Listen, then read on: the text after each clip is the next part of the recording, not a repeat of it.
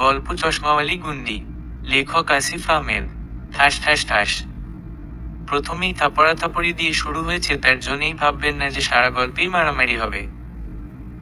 তবে মাঝে মাঝে দু একটা ঝড়ের প্রবণতা দেখা দিতে পারে, তা অবশ্য বলতে পারি। যাক কি গল্পে আসা যাক। আমি কিছুক্ষণ আগে কানে হেডফোন দিয়ে ফুল ভলিউমে গান শুনছিলাম। গানটি ছিল কলকাতার।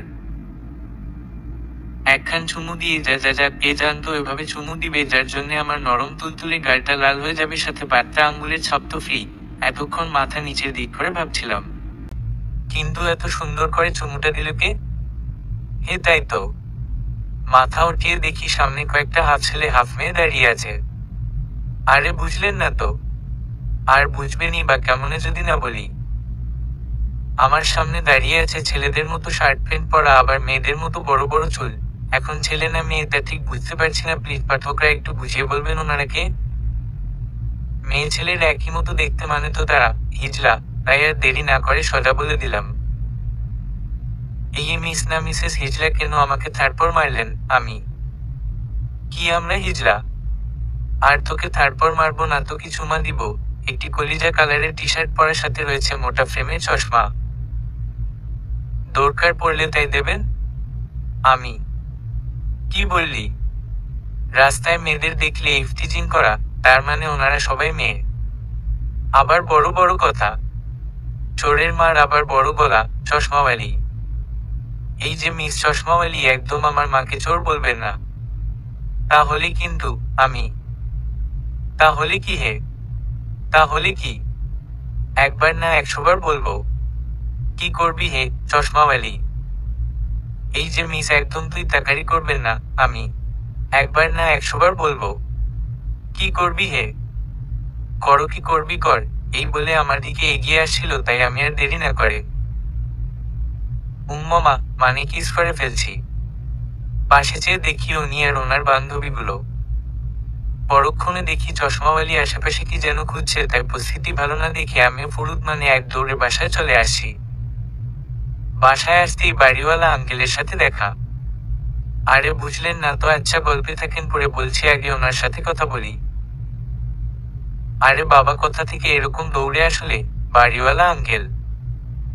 আর বইলেন না আঙ্কেল, রাস্তা দিয়ে আসার সময় কয়েকটা মহিলা কুকুর দৌড়ানি দিছিল, তাই এরকম দৌড়াই আসলাম। আমি ঠিক বলছো, যেভাবে কুকুরের আমদানি হচ্ছে বাসা থেকে বের হওয়াই মুশকিল। যাও গিয়ে তাড়াতাড়ি ফ্রেশ হয়ে নাও। বাড়িওয়ালা হুমম। রুমে গিয়ে ফ্রেশ হয়ে নিলাম। এবার আমার পরিচয়টা দিয়ে দিই, আমি আসিফ আহমেদ, বাবা মার একমাত্র সন্তান। আজ সকালে ঢাকায় আসি পড়াশোনার সুবাদে। এখানের একটা কলেজে ভর্তি হয়েছি। আর বাড়িওয়ালা কেন বলছি তা নিশ্চয় বুঝতে পারছেন। আসলে ঢাকা শহরে বেচেলার ছেলেদের বাসা ভাড়া পাওয়া যে কতটা কষ্টের তা বেচেলারা বুঝতে পারে। সকাল থেকে দুপুর পর্যন্ত অনেক বাসা খুঁজেছি, কেউ বেচেলার ভাড়া দেবে না। তারপরে এই বাসায় আসি, উনিও বেচেলার ভাড়া দেবে না করে দেন, কিন্তু অনেক রিকোয়েস্ট করাই রাজি হয়। তারপর ফ্রেশ হয়ে বেরো হই এই শহরটা দেখতে। তারপর একটা ভালো জায়গায় দাঁড়িয়ে ফুল ভলিউমে গান শুনছিলাম। আসলে গান আমার খুব প্রিয়, গান শুনতে আমি খুব ভালোবাসি। তারপর তো দেখলেনি, রুমের মধ্যে বসে আছি, একটু ফেসবুকে ঢোকা দরকার। ফেসবুকে নিউজ ফিড ঘোরাঘুরি করছিলাম, কিছুক্ষণ বাদে দেখি বাড়িওয়ালা আঙ্কেল এসে হাজির। কি করো? আঙ্কেল কিছু না, এমনি বসেছিলাম। আমি আচ্ছা, আজকে রাত্রে আমাদের এখানে খেতে এসো। আঙ্কেল সমস্যা নেই, আমি বাইরে থেকে খেয়ে আসবো। আমি তোমাকে আসতে বলছি, আসবা? আঙ্কেল জি। তারপর তিনি চলে গেলেন। রাতে রেডি হয়ে তাদের বাসায় গেলাম, দেখি সবাই খাবার টেবিলে বসে আছে। আমি বসলাম আঙ্কেলের পাশে। শুনলাম রাস্তায় নাকি তোমাকে কুকুরে দৌড়ানি দিচ্ছিল। আন্টি জি আন্টি, ভাগ্য ভালো যে ওই গুলা মহিলা কুকুর ছিল, তাই পালায় আসতে পারছি। আমি তাদের সাথে বসে খাচ্ছি, মনে হচ্ছে যেন নিজের বাসায় যেটা লাগছে নিজের হাতেই নিয়ে খাচ্ছি। ওনারা মনে হয় আমার এমন খাওয়া দেখে হয়তো মনে মনে বলছে, কেমন বেহায়া, একজনের বাসায় গেলে কেমন করে খেতে হয় সেটা জানে না। খাওয়া শেষে আঙ্কেল আন্টির সাথে কিছুক্ষণ কথা বলে নিজের রুমে এসে ঘুমিয়ে পড়লাম। সকালে ঘুম ভেঙে গেল চারপাশে কোলাহলে। চারপাশে গাড়ি ঘোড়ার শব্দ, যেমনটা আমাদের দেশগ্রামে বাজারের সময় হয়। এমন পরিস্থিতিতে কারো ঘুমিয়ে থাকা সম্ভব না। অবশেষে বিছানা ছেড়ে উঠতে হলো। আজ ভার্সিটির প্রথম দিন, তাই একটু তাড়াতাড়ি বের হতে হবে। তাই আর দেরি না করে ফ্রেশ হয়ে বেরিয়ে পড়লাম ভার্সিটির উদ্দেশ্যে। ক্যান্টিন থেকে কিছু খেয়ে নেব।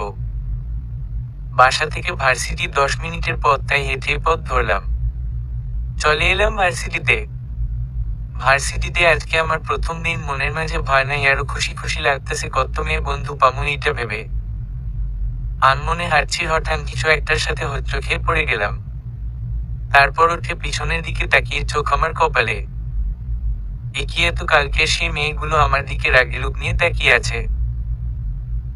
হঠাৎ আমার দিকে সবগুলো এগিয়ে আসছে। আমার তো ভয়ে গলা শুকিয়ে আসছে। কিন্তু কে? হে, তাই তো মনকে প্রশ্ন করলাম।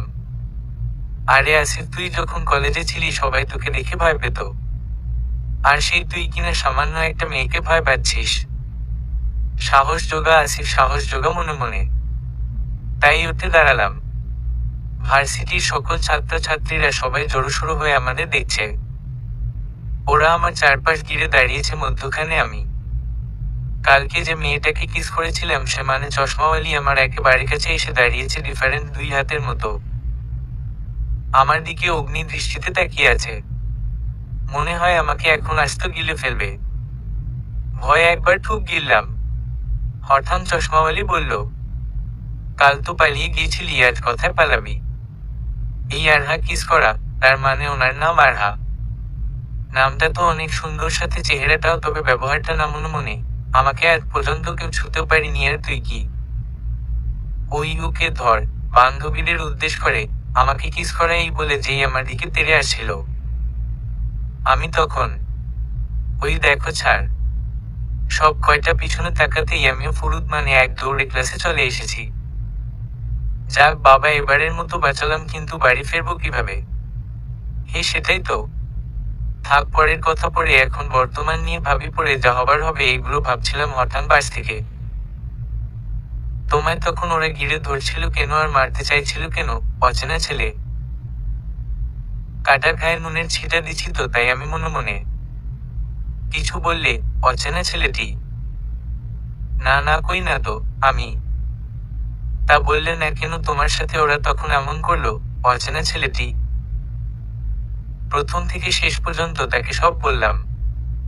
ও যে পরিমাণ রাগী আর জেদি, ওকে ভার্সিটির সবাই ভয় পায়।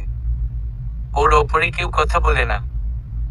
এবারে যাত্রায় বেঁচে গেছো, তবে সে তোমাকে ছাড়বে না। অচেনা ছেলেটি মানে বুঝলাম না আমি। মেয়েটা বেশি সুবিধার না। আমি যেদিন প্রথম এসেছিলাম আমাকে তো পুরো ভার্সিটির সামনে 10 বার কান ধরে উঠবোস করিয়েছিল। কেন? আমি তারা রেগিং করার সময় আমি একটু ভাব নিতে গেছিলাম, তাই আর কি। যাই হোক, আমি ইমন। আমি আসিফ। আমি ওর লেটস ফ্রেন্ড। অচেনা ছেলেটি, ও সরি, এখনো অচেনা অচেনা করছি। ওর নাম তো ইমন। ওকে ফ্রেন্ড। আমি। তারপর আমরা ক্লাসে বসে কথা বলছিলাম, একে অন্যের সম্পর্কে জানছিলাম। তবে এতটুকু বুঝতে পেরেছি, ইমন ছেলেটা খুব মিশুক টাইপের। খুব কম সময়ের মধ্যে আমাদের মাঝে ভালো একটা বন্ধুত্ব সৃষ্টি হয়ে গেল। তবে মনের মাঝে এখনো ঝড় বইছে। একটা লেডি ডনের সাথে লাগতে গেলাম। তবে আমি কেন এত ভয় পাচ্ছি? মন বলছে, আসিফ ভয় পাস না, ও শের হলে তুই সয়াসের। তারপর আর কিছুক্ষণ আমরা গল্প করলাম, তারই মাঝে ছাড় চলে এলো, ক্লাস করলাম। এভাবে একে একে সবগুলো ক্লাস করে। ভার্সিটি শেষে বাইরে এসে দেখি চশমাওয়ালি ও তার বান্ধবীগুলো হাতে লাঠি নিয়ে খুবই রাগবানিতভাবে দাঁড়িয়ে আছে। কিন্তু তারপরও আমি সাহস নিয়ে এগিয়ে যাচ্ছি আর মনে মনে দোয়া কালাম পড়ছি। ওদের কাছে আসতেই সব কয়টা লাঠি দিয়ে পিটানো শুরু করছে। কিছুক্ষণ মারার পর থামলো। মেয়েদের টিচ করা আবার আমাকে কিস করা, তাই না? তখন তো পালিয়েছিলি, এখন এখন কিভাবে পালাবি? তোকে তো আজকে মেরেই ফেলবো। আর হা, আরে মরে যাব তো। আমি বুঝতে পারিনি। আমি বুঝতে পারোনি, তাই না? তোকে তো মেরেই ফেলবো। আর হা। কিছু না বলে আরো কিছুক্ষণ উড়াধুরা মেরে চলে গেল। আমার তো সারা শরীর ব্যথা, কোনো মতে বাসা চলে এলাম। তবে এর প্রতিশোধ আমি নেব। কাল দেখাবো আমার নতুন চম। আমি কি জিনিস তা হাড়ে হাড়ে টের পাবে মিস চশমাওয়ালি। বাসায় চলে এলাম। সারা শরীর ব্যথা করছে। সালার মেয়েদের শরীরে এত জ্বর আসে কোথা থেকে? সারাদিন মনে হয় খায় আর খায়। না, সারাদিন খেলে তো ওরা মোটি হয়ে যেত। কিন্তু ওরা তো মোটেও মোটা না, এক একটা তো চিকন বাঁশের মতো। হা হা হা। সারাটা বেলা রুমে শুয়ে শুয়ে কাটিয়ে দিলাম। বিকেলে একটু বাইরে বেরিয়েছি, সাথে রয়েছে ইমন। দুজনে হাঁটছি, ইমন এটা ওটা দেখাচ্ছে। আমি হম হা করছি। এই শহরে ইমন অনেক দিন ধরে রয়েছে। ওর প্রায় সবই চেনা। কিন্তু ও কি বলছে তাতে আমার মন নেই। আমার মন রয়েছে কিভাবে প্রতিশোধ নিব। কিরে, আমি তোকে কি বলছি আর তুই কিনা হম হা করেই যাচ্ছিস? তোর কি কিছু হয়েছে ইমন? কই না তো আমি। তাহলে এমন অন্যমনস্ক হয়ে কি ভাবছিস ইমন? হমম ভাবছি কি করে প্রতিশোধ নেওয়া যায়। আমি? কিসের প্রতিশোধ? কাকে? ইমন। চশমাওয়ালাদের। আমি? কথাটা বলতেই ইমন দেখি পিছন দিক ঘুরেই চলে যেতে ধরছিল। আমি দ্রুত তার হাতটা ধরে আমার দিক ঘুরিয়ে। কি ব্যাপার, তুই চলে যাচ্ছিস কেন? আমি? আরে ভাই, তোর মোরা শখ যাচ্ছে, তুই গিয়ে মোর। আমি এর মধ্যে নেই। ওই মেয়ে যেই বদের হাড্ডি প্রথম দিন যেভাবে আমাকে কান ধরিয়েছে, আমি তা কোনোদিন ভুলবো না। ভাই আমাকে ছেড়ে দে, আমি এর মধ্যে নেই ইমন। তুই নেই মানে? তুই যদি আমাকে হেল্প না করিস তো আমি তোকে এই 4 রাস্তার মোড়ে তোকে কান ধরাবো। শালা কোথায় একটু বন্ধুকে হেল্প করবে তা না, আর উনি ভয় পালাচ্ছে। আমি? আরে ভাই, আমি স্পষ্ট দেখতে পাচ্ছি তোর ভবিষ্যৎ পুরোই অন্ধকার। তুই এক কাজ কর, আমার এক চেনা পরিচিত মামা আছে। তিনি ইলেকট্রিক্যাল জিনিস বিক্রি করে, তুই বরং তার কাছ থেকে ভালো দেখে দুটো লাইট কিনে এনে রাখো। ইমন কিছুটা ভয়াতুক ভঙ্গিতে। ওই শালা, তুই কি আমার সাথে ফাজিলামো করস? আমি? আরে না, তুই ওই মেয়েকে চিনিস না। কারণ এই মেয়েটা যে মাত্রার বজ্জাত, দেখবি তোরে একবারে তেজপাতা বানিয়ে ছেড়ে দিবে। ভার্সিটির সবাই ওকে দেখে ভয় পায়, ও যা বলে তাই, আর তুই কিনা ওর সাথে লাগতে গেছিস ইমন। আমারই কি দুধের ধোয়া তুলসী পাতা মনে করছস? আমার গ্রামে শুনে দেখিস। আচ্ছা বাদ দে, চল ওই দিকটা একটু ঘুরে আসি। আমি? হুমম চল। ইমন? আমি বুঝতে পারছি ইমন এখনো ভয় পাচ্ছে। বেচারা ভুতুড়ে সামান্য একটা মেয়েকে ভয় পাচ্ছে। তবে আমি কিন্তু ভয় পাই না, আমি এর পাল্টে জবাব দিব। তবে কি করে দেব তা তো মাথায় আসছে না। আনমনে হাঁটছি, হঠাৎ চোখে পড়লো চশমাওয়ালির সাথে থাকা বান্ধবী একটা ছেলের হাত ধরে হাঁটছে। আরে ইমন, দেখতো ওটা চশমাওয়ালির বান্ধবী না? কি যেন নাম? আমি? হে তাই তো, ওর নাম তো রিমি। ইমন? হঠাৎ দেখলাম ছেলেটার হাত ধরে একটা গাছের আড়ালে গেল। আমি আর ইমন দৌড়ে গেলাম। গিয়ে দেখি তারা গভীরভাবে চুম্মুতে আবদ্ধ হয়ে আছে, তাই সুযোগ বুঝে পকেট থেকে ফোনটা বের করে একটা পিক তুলে নিলাম। আর প্রাণ খুলে একটা হাসি দিয়ে গান শুরু করলো, আর নাচতে নাচতে বাসার দিকে ছুটলাম। আহা কি আনন্দ আকাশে বাতাসে! আহা কি আনন্দ আকাশ বাতাসে! কিরে, তুই এরকম 32টা দাঁত বের করে হাসিস কেন? মনে হয় চতুর্থ বিশ্বযুদ্ধ তুই জয় করে ফেলেছিস ইমন। আরে বন্ধু, পেয়ে গেছি আমার প্রতিশোধের রাস্তা, একেবারে 5 তলা বিল্ডিং এর মতো সোজা। আমি? মানে ইমন, কাল ভার্সিটিতে আসিস, তাহলে বুঝতে পারবি বন্ধু। আমি? এই বলে আমি চলে এলাম বাসায়। আর এইদিকে ইমন ভাবছে একটু আগেই ছিল বাংলার 5-এর মতো মুক্তা, আর এরই মাঝে কি এমন যার জননী রাজ্য জয় করা হাসি আসছে। পাগল টাগল হয়েছে নাকি কে জানে।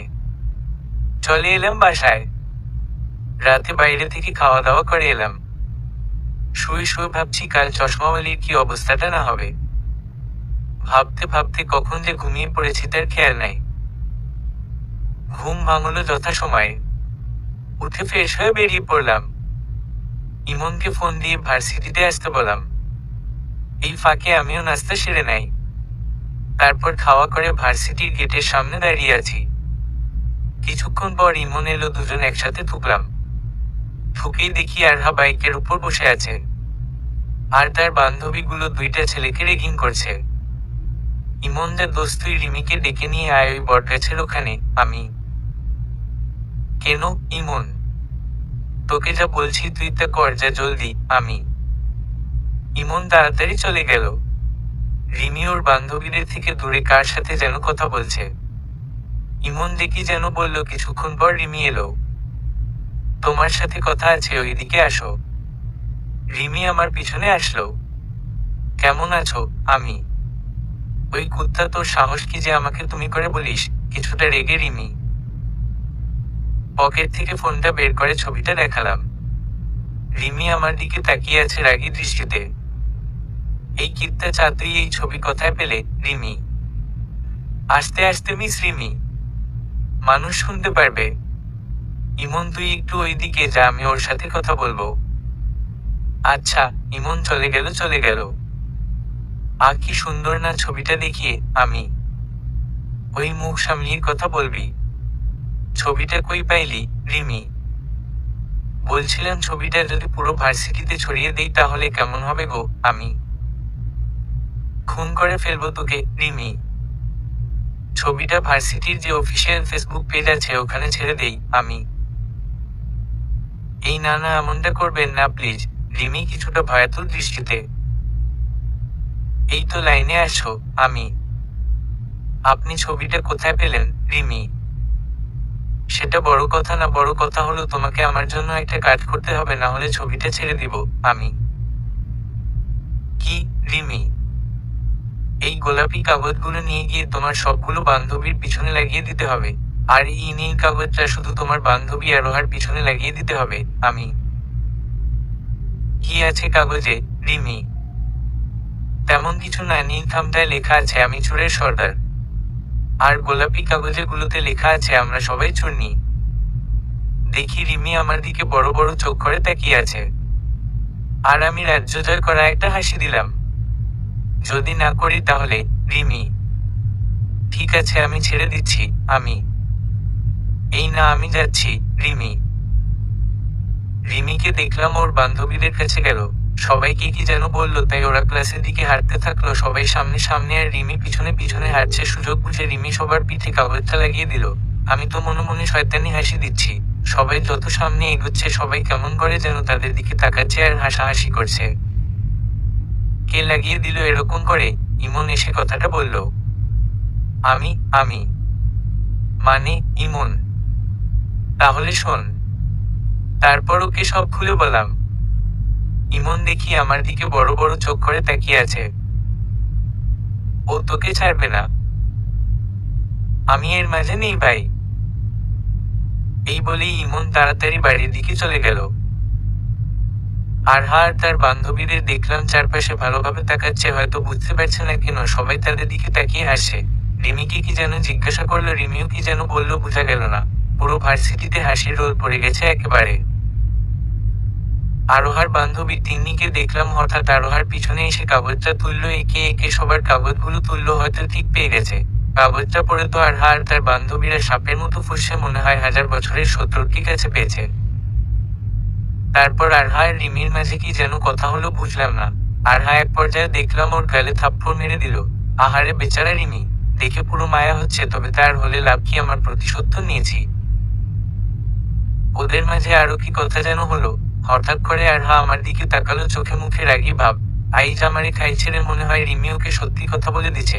আমার তো এখন আফ্রিকার বনবাসে যাওয়া লাগবে, না হলে হতে পারে আমার হাত পাগুলো হারাতে পারি। সারা জীবন হুইল চেয়ারে বসে থাকতে হবে, কথাটা ভাবতেই গা শিউরে উঠল। আরহাকে দেখলাম আমার দিকে এগিয়ে আসে। আমারে আর পাইকেরা, আমি তো জোরে করে একটা নিঃশ্বাস নিয়ে ভারতের বোলার বুমরার বোলিং গতির মতো দৌড় দিছি। এক দৌড়ে বাসায় চলে আছি। সারাদিন বাসা থেকে বের হয়ে নাই। রাতে দারোয়ান চাচাকে দিয়ে খাবার আনাইছি। বলা তো যায় না, রাস্তায় যদি থাকে তাহলে তো আমি শেষ। আজ 3 দিন ধরে বাইরে বের হয় না, সারাদিন রুমে থাকি। বাইরে বের হলে এই করা রৌদ্রে বেলায় টুপিওয়ালা জ্যাকেট পরে বের হয়। আশেপাশের মানুষ আমাকে দেখে হাসাহাসি, তাও আমি কিছু মনে করি না, বলা তো যায় না, হঠাৎ সামনে এসে পড়ে। অপরিচিত নাম্বার থেকে ফোন আসলে ভুলেও ধরি না, কিন্তু সকাল থেকে একটা অপরিচিত নাম্বার থেকে ফোন আসতেছে। পিক করতে চাই নাই, কিন্তু পরক্ষণে ভাবলাম যদি কোনো সমস্যা হয়ে থাকে, তাই ভয় ভয় পিক করলাম। কি ব্যাপার, সেই সকাল থেকে ফোন দিচ্ছি, মেসেজও করছি, রিপ্লাইও দিচ্ছিস না কেন? বুঝতে পারছি ইমন যা খাপ ছেড়ে বাঁচলাম। মনে হয় ইনবক্সে মেসেজ ফুল হয়ে গেছে, তাই ইমনের মেসেজে আসে নাই। না মানে এমনি আর কি। কি বলবি বল। আমি। তুই এখন কোথায়, ইমন? এই তো আছি। ইমনকে বললাম না যে আমি বাসায় আছি। যদি আরহাওকে ব্ল্যাকমেইল করে আমার ঠিকানা জানার চেষ্টা করে, না থাক বলা যাবে না। ভাই তুই শোন, যেখানে থাকিস না কেন ভার্সিটিতে আসিস না, ইমন। কেন? আমি। আরহা আর তার বান্ধবীরা আসছিল আমার কাছে তোর ঠিকানা চাইতে, আমি দেই নাই, সেই জন্য উড়াধুরা মেরেছে, তাও আমি দেয় নাই। সারা শরীর ব্যথা করছে রে, সালার মেয়েদের গায়ে এত জোর থাকে কি করে? বেচারা ইমন। কি মারটাই না মেরেছে, আর আমি কিনা আরো ওকে সন্দেহ করলো। বলিস কি? আচ্ছা আমি দেখছি এখন নাকি, ভালো থাকিস। আমি। বুঝতে পারছি আরহা কেন আমার ঠিকানা খুঁজেছে। এখন যদি আমি ভার্সিটিতে যাই তাহলে নিশ্চয় আমার কপালে দুঃখ আছে না, আর কয়েকদিন পরেই যাব মনস্থির করলাম। আগে তো বাইরে বের হতাম, এখন তাও বের হয়ে যাবে না। পরিস্থিতি শান্ত হোক, তারপর না হয় বের হব। ছাদে দাঁড়িয়ে চারপাশের পরিবেশ দেখছি। এই জনমানব ব্যস্ত শহরে যানবাহনে ভরা। চারপাশে গাড়ি ঘোড়ার শব্দ কানে ভেসে আসছে। অনেক কাপল হাতে হাত ধরে হেঁটে যাচ্ছে, কি সুন্দর লাগছে। গল্পে পড়েছিলাম শহরে রাত দেখতে নাকি ভীষণ ভালো লাগে। চারপাশে গাড়ির লাইটের আলো ছন্ন ছাড়ায় নিজেকে মুগ্ধ করে। তাহলে আজ রাতে আমিও সেই সুন্দর উপভোগ করব। আনমনে ভাবছি কথাগুলো। কাল তো আবার অফ ডে, মানে শুক্রবার, ভার্সিটি বন্ধ।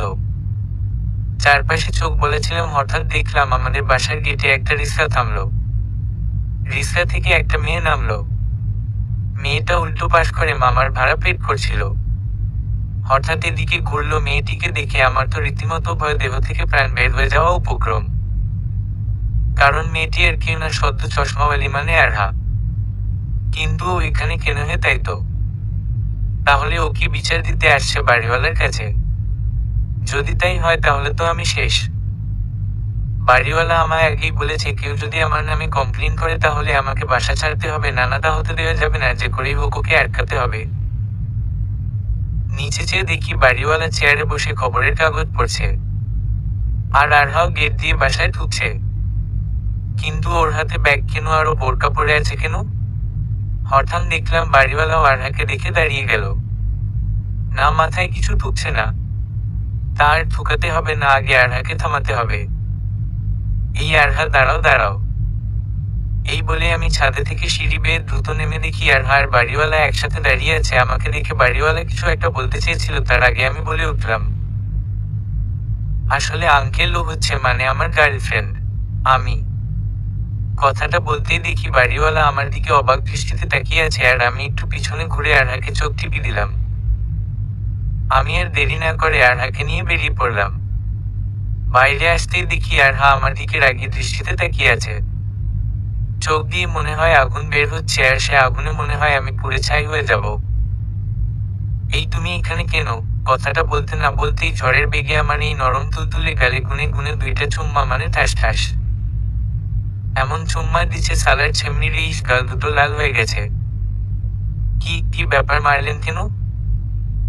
আমি ভয়ে ভয়ে কথাটা বলতেই এবার কালবৈশাখীর ঝড়ের মতো আমার দিকে এলো। এই বুঝি আবারও দুটো চুম্মা দিল। ভয়ে চোখ বুঝে ফেললাম। হঠাৎ অনুভব করলাম চুম্মা দেয়নি, কিন্তু কলার ধরে দাঁতে দাঁত চেপে। তুই এখানে কেন? আরহা কলারটা ছেড়ে দিয়ে। এখানে থাকবো না তো কোথায় থাকবো? আমি একটু ভাব নিয়ে। কিন্তু সেটা আর বেশিক্ষণ কই, আবার কলার ধরে। এই একদম তেরা তেরা কথা বলবি না। বল এখানে কি করিস? আরহা রাগিনী তো ভাবে। আমি ভয়ে ভয়ে। আমি এই বাসায় থাকি আর 5 দিন ধরে। আমি। কি তুই এই বাসায় ভাড়া থাকিস? কয় বাবা তো আমায় কিছু বলল না। আরহা। তার মানে বাড়িওয়ালা আঙ্কেল ওনার বাবা। আর বাবার সামনে তার মেয়েকে প্রেমিকা বানিয়ে দিচ্ছি। তার মানে নিশ্চয় আজ ওনার উপর দিয়ে ঝড় বয়ে যাবে একটা। ভাবছি আর মনে মনে হাসছি, কিন্তু প্রকাশ করতে পারছি না যদি বুঝে যায়। জানি না আর তোর জন্য আব্বু আমাকে কি করে। যদি কিছু বলে তাহলে তো এর শাস্তি তো তোকে পেতেই হবে। আর হ্যাঁ, সরি, আমি জানতাম না। আমি ভেবেছিলাম সেদিন ভার্সিটিতে ওই রকম করার জন্য বিচার দিতে আসেন। আমি নিকুচি করি তোর বাবা। নাম কি রে তোর? আরহা। আসিফ। আপনার নাম আরহা, তাই না? আমি হম হম। বাসা কোথায় তোর? আরহা। পঞ্চগড়। আমি ও শুনুন, এখানে থাকতে হলে ভালোভাবে থাকতে হবে, আর আমার সাথে ফাইজলামি করা যাবে না। আর কলেজের ব্যাপারে বাবা যেন না জানে, আর যদি জানে তার ফল ভালো হবে না কিন্তু। আরহা। তা পরে দেখা যাবে। আমি বেশি কথা না বলে যাই এখান থেকে। আরহা। কেন যাব আমি? এটা রাস্তা। সুতরাং আমি পাবলিক হিসাবে আমারও থাকার অধিকার আছে। আপনার যাবার দরকার হলে আপনি চলে যান। আমি আরহা দেখি রাগান্বিত ভাবে আমার দিকে আসছে। আমিও কি কম নাকি? আমি আসছি তবে রুমে। কেমন মেয়ে রে বাবা, বাড়িওয়ালার মেয়ে হয়েছে বলে কি যা বলবে তাই হবে নাকি? ঠিক আছে, প্রতিশোধ আমিও নিমো একদিন। রুমে বসে আছি আর ভাবছি ভার্সিটিতে চশমাওয়ালি গুন্ডি আর বাসায় আরহা। তার মানে বাবা মার সামনে সাধু আর ভার্সিটিতে গুন্ডি। আমার প্রতিশোধের রাস্তা এখন পানির মতো সোজা। পাখি নিজে নিজেই ফাঁদ কিভাবে পাততে হয় দেখায় দিছে। কিন্তু একটা জিনিস মাথা ঢুকছে না, বাড়িওয়ালা আঙ্কেল কত ভালো আর ওনার মেয়ে আজ তো একটা গুন্ডি। জানি না আঙ্কেল কিভাবে প্লে স্টোর এই অ্যাপ ডাউনলোড করছে। জাগে বন্ধু ইমনকে একটা ফোন দেওয়া দরকার, আমার এই খুশির সংবাদটা তাকে দিতে হয়। তাই পকেট থেকে ফোন বের করতেই ইমনের ফোন চলে এলো। যাক বাবা, কেয়া বাধে। ফোন পিক করে। হে ইমন বল। আমি কোথা তুই? ইমন কেন বাসায়? আমি শোন, তোকে একটা কথা বলতে ভুলে গেছি। ইমন কি কথা? আর একটা খুশির সংবাদ আছে রে বন্ধু। আমি আগামী 4 দিন ভার্সিটি বন্ধ দিয়েছে কি একটা সমস্যার কারণে। 4 দিন রুম থেকে বেরোবি না বলা তো যায় না, রাস্তায় তোকে দেখে ধরে ফেলে মাইর দেয়। আমাকে কি মাইরটাই না মারলো সালার খাচ্ছরনি গুলো? ভয়ে তো ভাবে কথাটা বলবো ইমন। চুপ শালা। আরে মামা, আমাকে মারা তো দূরের কথা, এখন ছুতেও পারবে না। আমি কেন কেন? ইমন সূত্র পেয়ে গেছে মামা, সূত্র। আমি কিসের সূত্র? কি বলছি কি আমার মাথায় ঢুকছে না। ইমন তোর মাথায় ঢুকাতে হবে না। একটু পর আমার সাথে লেকের পাড়ে দেখা কর, তারপর সব বলবো। আমি এই বলে ফোনটা কেটে দিয়ে রেডি হতে চলে গেলাম। আর এদিকে ইমন ভাবছে এসালা আকাশের মতো একটু পর পর রং পাল্টায়, এই তো কালো মেঘে ঢাকা, একটু পর রৌদ্রতে ভরা, আবার কখনো রংধনুই মাখা। আল্লাহ জানে এর কপালে কি আছে। আর এদিকে আমি রেডি হয়ে বেরিয়ে পড়লাম উদ্দেশ লেকের পার। এই জনমানব রাস্তায় হাঁটছি আর ভাবছি আল্লাহ জানে মেয়েটার উপর দিয়ে কি হাল যাচ্ছে। বাবার সামনে মেয়েকে প্রেমিকা বানাই দিছি, না জানি কি হাল আমার করে। তবে আমিও ছাড়বো না। এতদিন ভয়ে ভয়ে চলেছি আর না। লেকের পাড়ে আসতেই দেখি ইমন চলে এসেছে। ইমনের বাসাটা এখান থেকে খুব কাছে। কিরে, এত জরুরি তলব করলি যে? তা শুনি কি তোর খুশির সংবাদ? ইমন শোন, তারপর তাকে সব খুলে বললাম। না মানে আর কি ঘটনা, আপনারা আবার অন্য কিছু ভাবেন না। ভাই, আগে তোর ভবিষ্যৎ শুধু অন্ধকার দেখছিলাম, তাও লাইট দিয়ে দেখা যেত। এখন সূর্যের আলো দিয়ে দেখলেও দেখা যাবে না। আমি এর মাঝে নাই ভাই, আমারে ক্ষমা করে দে। ইমন ভয়তু ভঙ্গিতে। কেন? আমি কারণ এই মেয়েটা যে মাত্রার বজ্জাত। আগে তো ভার্সিটিতে সমস্যা ছিল, এখন তো আর বিপদ বাড়িতে গেছে, দেখবি তোরে একবারে তেজপাতা বানিয়ে ছেড়ে দিবে। তার উপর আবার ওদের বাসায় ভাড়া থাকিস, ভালো চাস তো বাসাটা চেঞ্জ করে ফেলিস। ইমন আমারে কি দুধে ধোয়া তুলসী পাতা মনে করছোস? আমার গ্রামে শুনে দেখিস। আমি হুমন, তার জন্যই তো আজ কয়েকদিন ধরে ভার্সিটি যাস না। ইমন এই যা আর কিছু বলা যাবে না, তাহলে দেখা যাবে প্রেস্টিজের 13টা বাজায় দিবে। আরে কিছু না, চল বন্ধু চা খাই। আমি হমন চল ইমন। তারপর দুজনে মিলে পাশের এক টঙ্গের দোকান থেকে চা খেয়ে আর কিছুক্ষণ ঘোরাঘুরি করে সন্ধ্যায় বাসায় ফিরলাম। সিঁড়ি দিয়ে উঠছি আর ভাবছি আঙ্কেলকে সরি বলতে হবে তখনটার জন্য। জানি না কিভাবে কি বলবো, তাও বলতে হবে। সিঁড়ি দিয়ে উঠে দেখি আরহা ছাদে দাঁড়িয়ে আছে। হঠাৎ আমাকে দেখে গেছে এসে। জানিস আজ তোর জন্য আব্বু আমাকে অনেক রাগ দেখিয়েছে, এর শাস্তি তো তোকে পেতেই হবে আরহা। সরি, আমি জানতাম না। আমি ভাবছিলাম কলেজের সেই বিষয় নিয়ে আঙ্কেলের কাছে বিচার দিতে এসেছেন। আমি নিকুচি করি তোর ভাবনার। আরহা নিকুচি করেন আমার এই ভাবনা। জানে না তো আমার এই ভাবনার জন্য আজ অনেকে একটা চশমাওয়ালি গুন্ডির গল্প পড়তে পারছে মনে মনে। কিরে কি ভাবছিস, যা এখান থেকে। আর হে বাবা, তোকে চিলেকোঠা ভাড়া দিচ্ছে, ছাদ নয়। তাই ছাদে আসবি না, ওই সিঁড়ির যে বা পাশের সাইডটা আছে ওটা দিয়ে রুমে যাওয়া আশা করবি। আর যদি এসেছিস না আরহা, অমম বললেই হলো ছাদে আসবো না। চিলেকোঠা যখন ভাড়া নিয়েছি, ছাদে আসারও আমার অধিকার আছে। বাড়ির সাথে যেমন আঙ্গিনা ফ্রি থাকে, তেমন চিলেকোঠার সাথে ছাদ। আমি কি বললি, তোর অধিকার? এই বলে আরহা দেখি রাগান্বিত ভাবে আমার দিকে আবারও সেই প্রথম দিনের মতো চুম্মা, মানে ঠাস ঠাস দিতে আসে। আমারে আর পায়ে কেড়ায় দৌড়ে রুমে। ওনার চুম্মার যেই পাওয়ার, যার ফলে আমার গালে 5টা আঙ্গুলের ছাপ উঠে যায়। রুমে এসে বর্ষর একটা নিঃশ্বাস নিলাম, যাক বাবা, হিটলার থেকে বাঁচলাম। তবে হে, এর প্রতিশোধও আমি নেব। তারপর ফ্রেশ হয়ে একটু বিশ্রাম নিয়ে বাইরে থেকে খাওয়া করে এলাম। গল্পে পড়েছিলাম এই শহরে রাত দেখতে নাকি ভীষণ ভালো লাগে। বিকেলে বলছিলাম আজ আমিও সেই সৌন্দর্যটা উপভোগ করব, তাই আর দেরি না করে রুম থেকে বেরিয়ে পড়লাম গিটারটা নিয়ে। ঢাকায় আসার সময় গিটারটা নিয়ে এসেছিলাম। গিটার বাজিয়ে গান গাইতে খুব ভালো লাগে। যখন গ্রামে থাকতাম তখন বন্ধুরা মিলে কোনো নির্জন জায়গায় বসে গিটার বাজিয়ে সকলে গান ধরতাম। তবে আজ বন্ধুরা নেই, নেই কেউ পাশে থেকে গান শোনার। আজ আকাশটা বড্ড সৌন্দর্যে ভরা।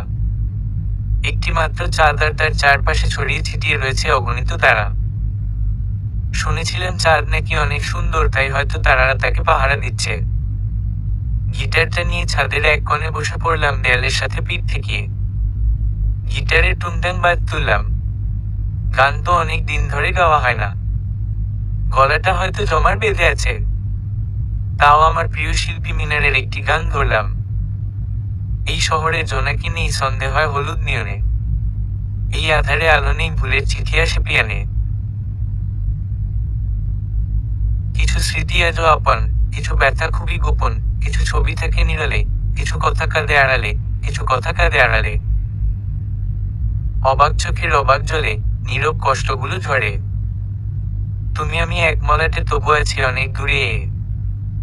কিছু স্মৃতি আজও আপন, কিছু ব্যথা খুবই গোপন, কিছু ছবি থাকে নিরালে, কিছু কথা কাঁদে আড়ালে, কিছু কথা কাঁদে আড়ালে। গানটা ছেড়ে দিলাম, আর গাইতে পারলাম না। কেমন যেন নেশায় পড়ে গেলাম। খালি মনে হচ্ছিল দুজোড়া চোখ আমায় আড়াল থেকে দেখছে। কিন্তু কোথায় সেই দুজোড়া চোখ? দাঁড়িয়ে খুঁজতে লাগলাম, কিন্তু পেলাম না। তবুও যেন খুঁজছে তাকে। হঠাৎ চোখ বলাতে বলাতে আটকে গেল পাশের বাসার ছাদে। কেউ একজন দাঁড়িয়ে আছে, তবে জোছনার আবচ্ছা আলোয় দেখা যাচ্ছে কোনো মানবী দাঁড়িয়ে আছে। হঠাৎ কেমন যেন ভয় করছে। কে এই নারী? উনি কি সত্যিই নারী নাকি অন্য কিছু? না, আর কিছু ভাবতে পারছি না। গায়ের লোম দাঁড়িয়ে গেছে, আর ঠাই হয়ে দাঁড়িয়ে থাকতে পারছি না। দ্রুত ছুটে এলাম রুমে। রুমে এসে দরজা জানালা সব লাগিয়ে দিয়ে বিছানায় বসে পড়লাম। খুব ভয় করছে, গা থেকে ঘাম বেরোচ্ছে। এখনো শীত তেমন একটা যায়নি, যদিও ফাল্গুন মাস, শীত না যাওয়ারই কথা। শুয়ে পড়লাম, লাইটটা নেভালাম না। আর দিন হলে লাইট নিভাতে হয়, না হয় ঘুমই ধরে না। কিন্তু আজ কিছুতেই নিভাতে ইচ্ছে করছে না। এরকম আগে কখনো হয়নি। এখন কিছুতেই ঘুম আসছে না, আর আসবেই বা কি করে? চোখের সামনে সেই অদ্ভুত জিনিসটা বারবার ভেসে উঠছে। তবে সে কি কোনো অদ্ভুত কিছু ছিল নাকি কোনো মানুষ ছিল? না ভেবেও পাচ্ছি না। কখন যে সকাল হবে। এখন আগের চেয়ে কিছুটা স্বাভাবিক লাগছে। ঘুমানোর চেষ্টা করলাম। আস্তে আস্তে চোখ জোড়া কেমন যেন লেগে আসলো। হারিয়ে গেলাম গভীর ঘুমে। একেবারে ঘুম ভাঙলো সকালে। উঠে দেখি বেলা 7 বাজে। আমি আবার এমনি একবার ঘুমিয়ে পড়লে সারারাত ঘুম ভাঙার আশঙ্কা খুব কম। আজ তো আবার অফ ডে, এত সকালে ঘুম ভাঙলো আর দিন তো ঘুমই ভাঙে না।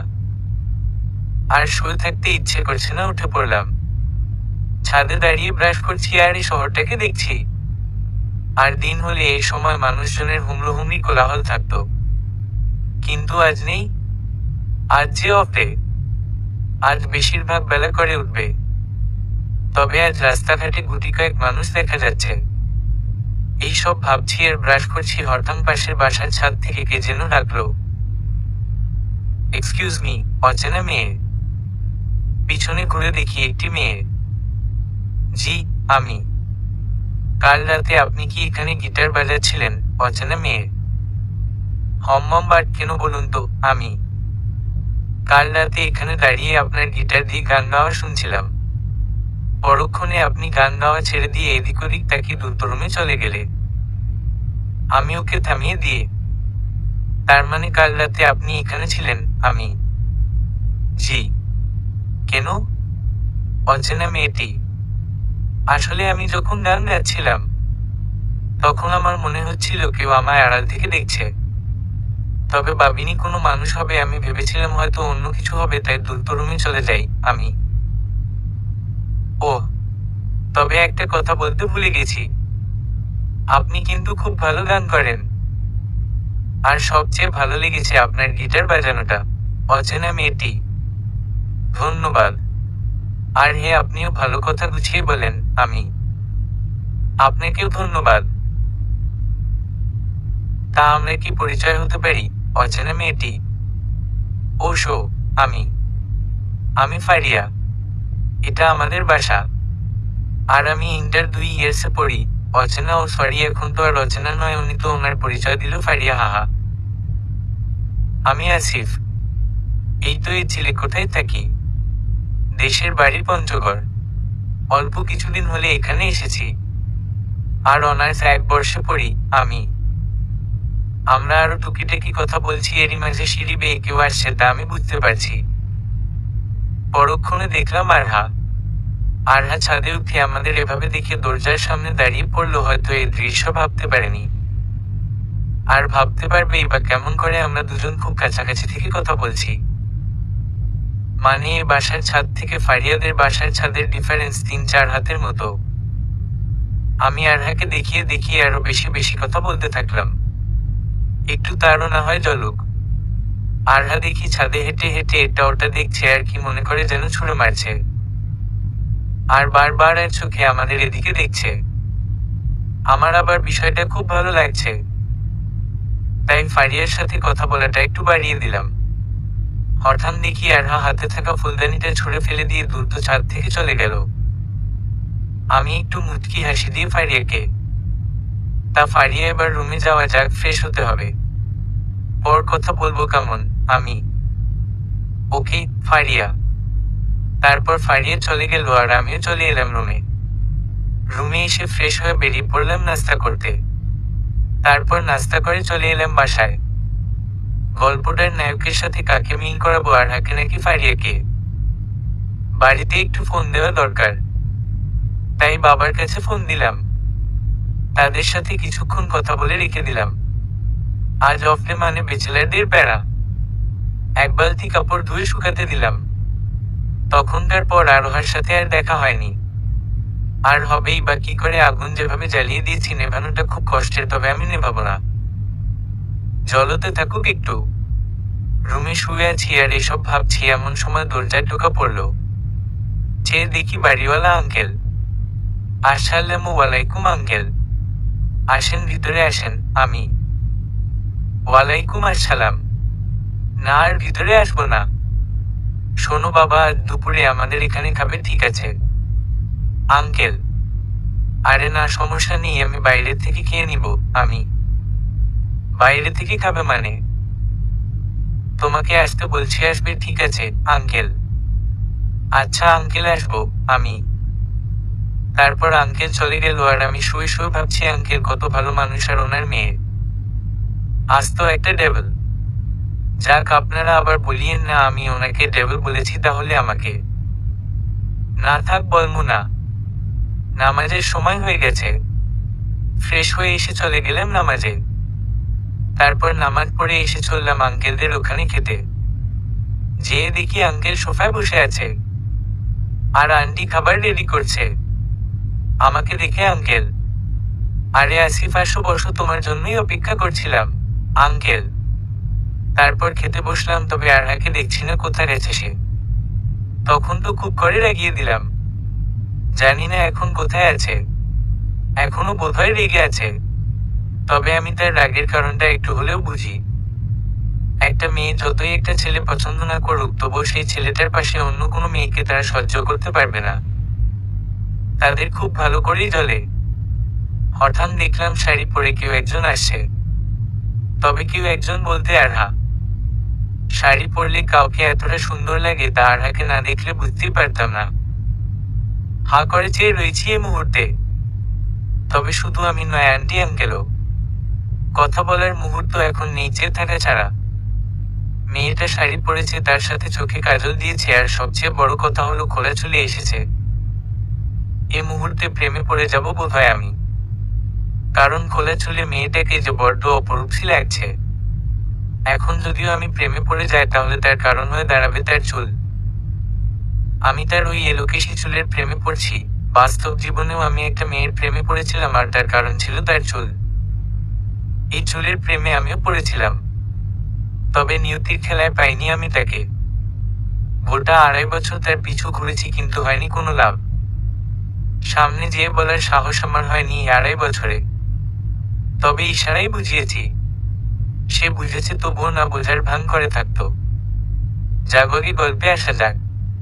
আসলে চুলের প্রশংসা লিখতে গিয়ে আমার রিয়েল লাইফের কথা মনে পড়ে গেল, তাই লিখে ফেললাম। সরি গল্পের মাঝে নিজের রিয়েল লাইফের কথা বলে বিরক্ত করার জন্য। সবাই ক্ষমার দৃষ্টিতে দেখবেন। গল্পে আসা যাক।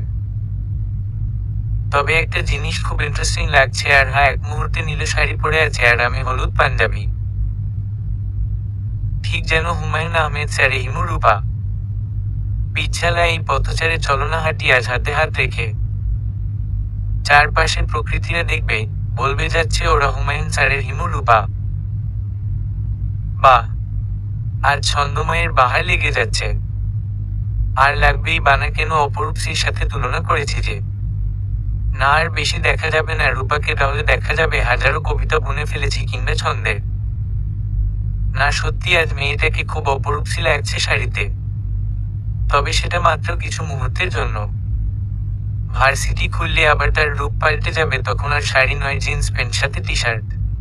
বাহ, কি তার ধরন! সত্যি অতুলনীয়। বাবা মার সামনে খাঁটি বাঙালি, আর তাদের আড়ালে ইংলিশ লেডি। আর ভাবলাম না, ফিরে এলাম বাস্তবে। আরহা আমার সামনের চেয়ারে বসেছে, একদম মুখোমুখি। আন্টি আরহাকে উদ্দেশ্য করে: বাহ, আমার মেয়েটাকে শাড়িতে খুব ভালো মানিয়েছে যে, আন্টি। তবে তা ক্ষণিক সময়ের জন্য মনে মনে বললাম। হম্মম, একদম বউ বউ লাগছে। তাই এবার বিয়েটা দিয়ে দেই কি বল? আরোহার মা আঙ্কেল হাসি দিয়ে আন্টিকে উদ্দেশ্য করে। বাবা রাগি মুড নিয়ে আরহা: আরে না না, এমনি বললাম। আমার মা এখনো ছোটই আছে, মুচকি হেসে আঙ্কেল। তারপর সবাই একসাথে খেতে বসলাম। আমি চুপচাপ খাচ্ছি, কোনো কথা বলছি না। কি বলবো খাওয়ার সময়, আবার কথা বলতে নেই। আরে আসিফ, কোনো কথা বলছো না কেন? কিছু লাগবে আন্টি? আরে না না আন্টি, কিছু লাগবে না। আমি হমম।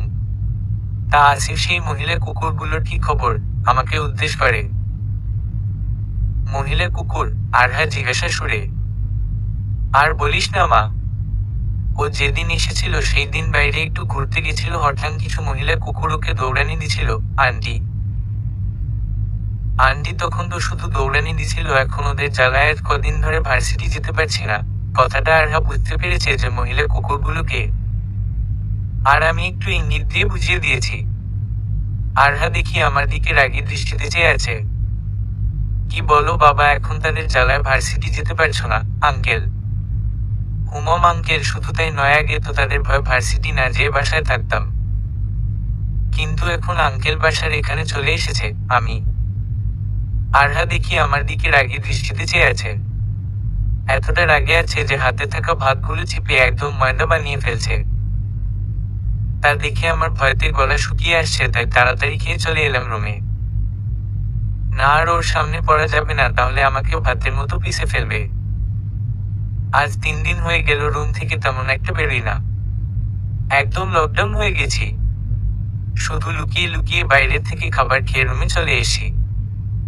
আজ জানতে পারলাম আরহা চলে গেছে হোস্টেলে, তাই ছাদে দাঁড়িয়ে আছি। আগামীকাল থেকে আবার ভার্সিটি আছে, না জানি কি হাল করে আমার মহিলা কুকুর বলাতে। ভার্সিটির গেট দিয়ে ঢুকছি আর দোয়াদুত পড়ছি, হঠাৎ কিসের সাথে যেন ধাক্কা খেলাম। উঠে দেখি গাছ। ও মোর খোদা, এতটা ভয় রয়েছে যে গাছের সাথে ধাক্কা খেলাম। আশেপাশে কেউ দেখে নাই তো? না, দেখে নাই। তাড়াতাড়ি জায়গা পরিবর্তন করলাম। ইমনকেও দেখছি না, কোথায় যে আছে হালা। আজ পুরো এতিম এতিম লাগছে।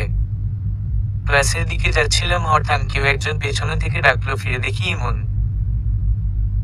ওই হালা, কোথায় ছিলি? তোকে সেই কখন থেকে খুঁজছি। আমি তো এই মুহূর্তে আসলাম। ইমন, ও চল তাড়াতাড়ি ক্লাসে চল।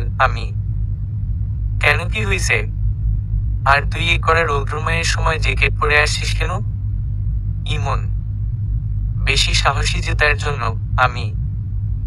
মানে ইমন, মানে কিছু না, তাড়াতাড়ি চল এখান থেকে।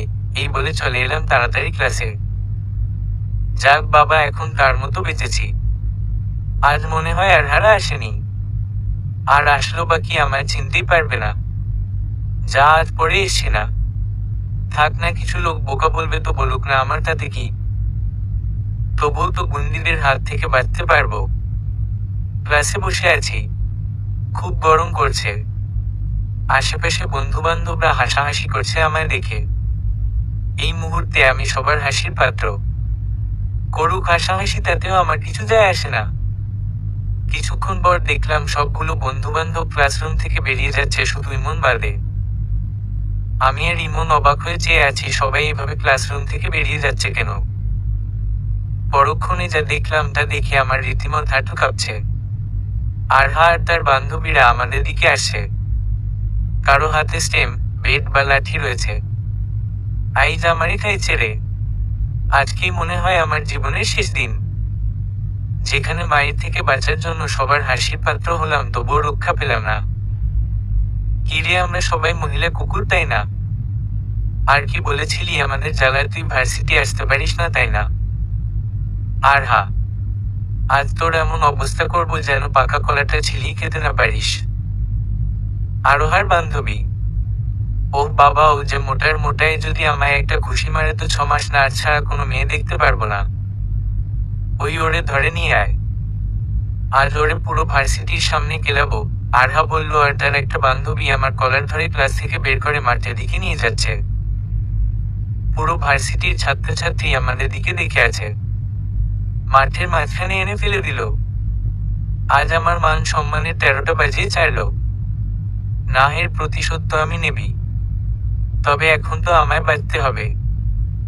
তা না হলে ঢাকা জোনাকি মেডিকেলের আইসিইউ থাকতে হবে। না, এতে পারে না। আমি উঠে দাঁড়ালাম। আমি কিন্তু আন্টি আঙ্কেলকে বল দিব। কি তুই আমাকে বাবা মার ভয় দেখাচ্ছি? এই বলে আমার কাছে এসে ঠাস করে একটা থাপ্পড় মারবো, সাথে সাথে আমি একটা ঠাস করে মেরে দিলাম। পুরো ভার্সিটি এখন নিস্তব্ধ, সবাই অবাক হয়ে দেখে আছে, কেউ হয়তো ভাবতে পারেনি এমনটা হবে। আরহা গালে হাত দিয়ে অগ্নিদৃষ্টিতে আমার দিকে তাকিয়ে আছে। কুচ্ছা, নিজভাবে বুঝে নেবেন, তুই আমাকে মারলি। আমি তোকে ছাড়বো না, আমি তোকে দেখে নেব, তোর লাইফ আমি হেল করে দিব। এর প্রতিশোধ আমি নেব, আরহা। এই বলে আরহা গালে হাত দিয়ে চলে গেল, সাথে ওর বান্ধবীরাও। কি ভেবেছিল আমি ওকে ছেড়ে দেব? না, কখনোই না। আমিও এর জবাব দিয়ে দিয়েছি। হঠাৎ কোথা থেকে ইমন এসে, কিরে ভাই, এ তুই কি করলি? ইমন, যা দেখেছিস তাই। আমি, ভাই ও তোকে ছাড়বে না। ইমন, কি করবে? বাসা থেকে বের করে দিবে তাই তো? দেখ তাতে কি হয়েছে, মিশে থাকবো। কি ভেবেছিল পুরো ভার্সিটি ওদের দেখে ভয় পায়?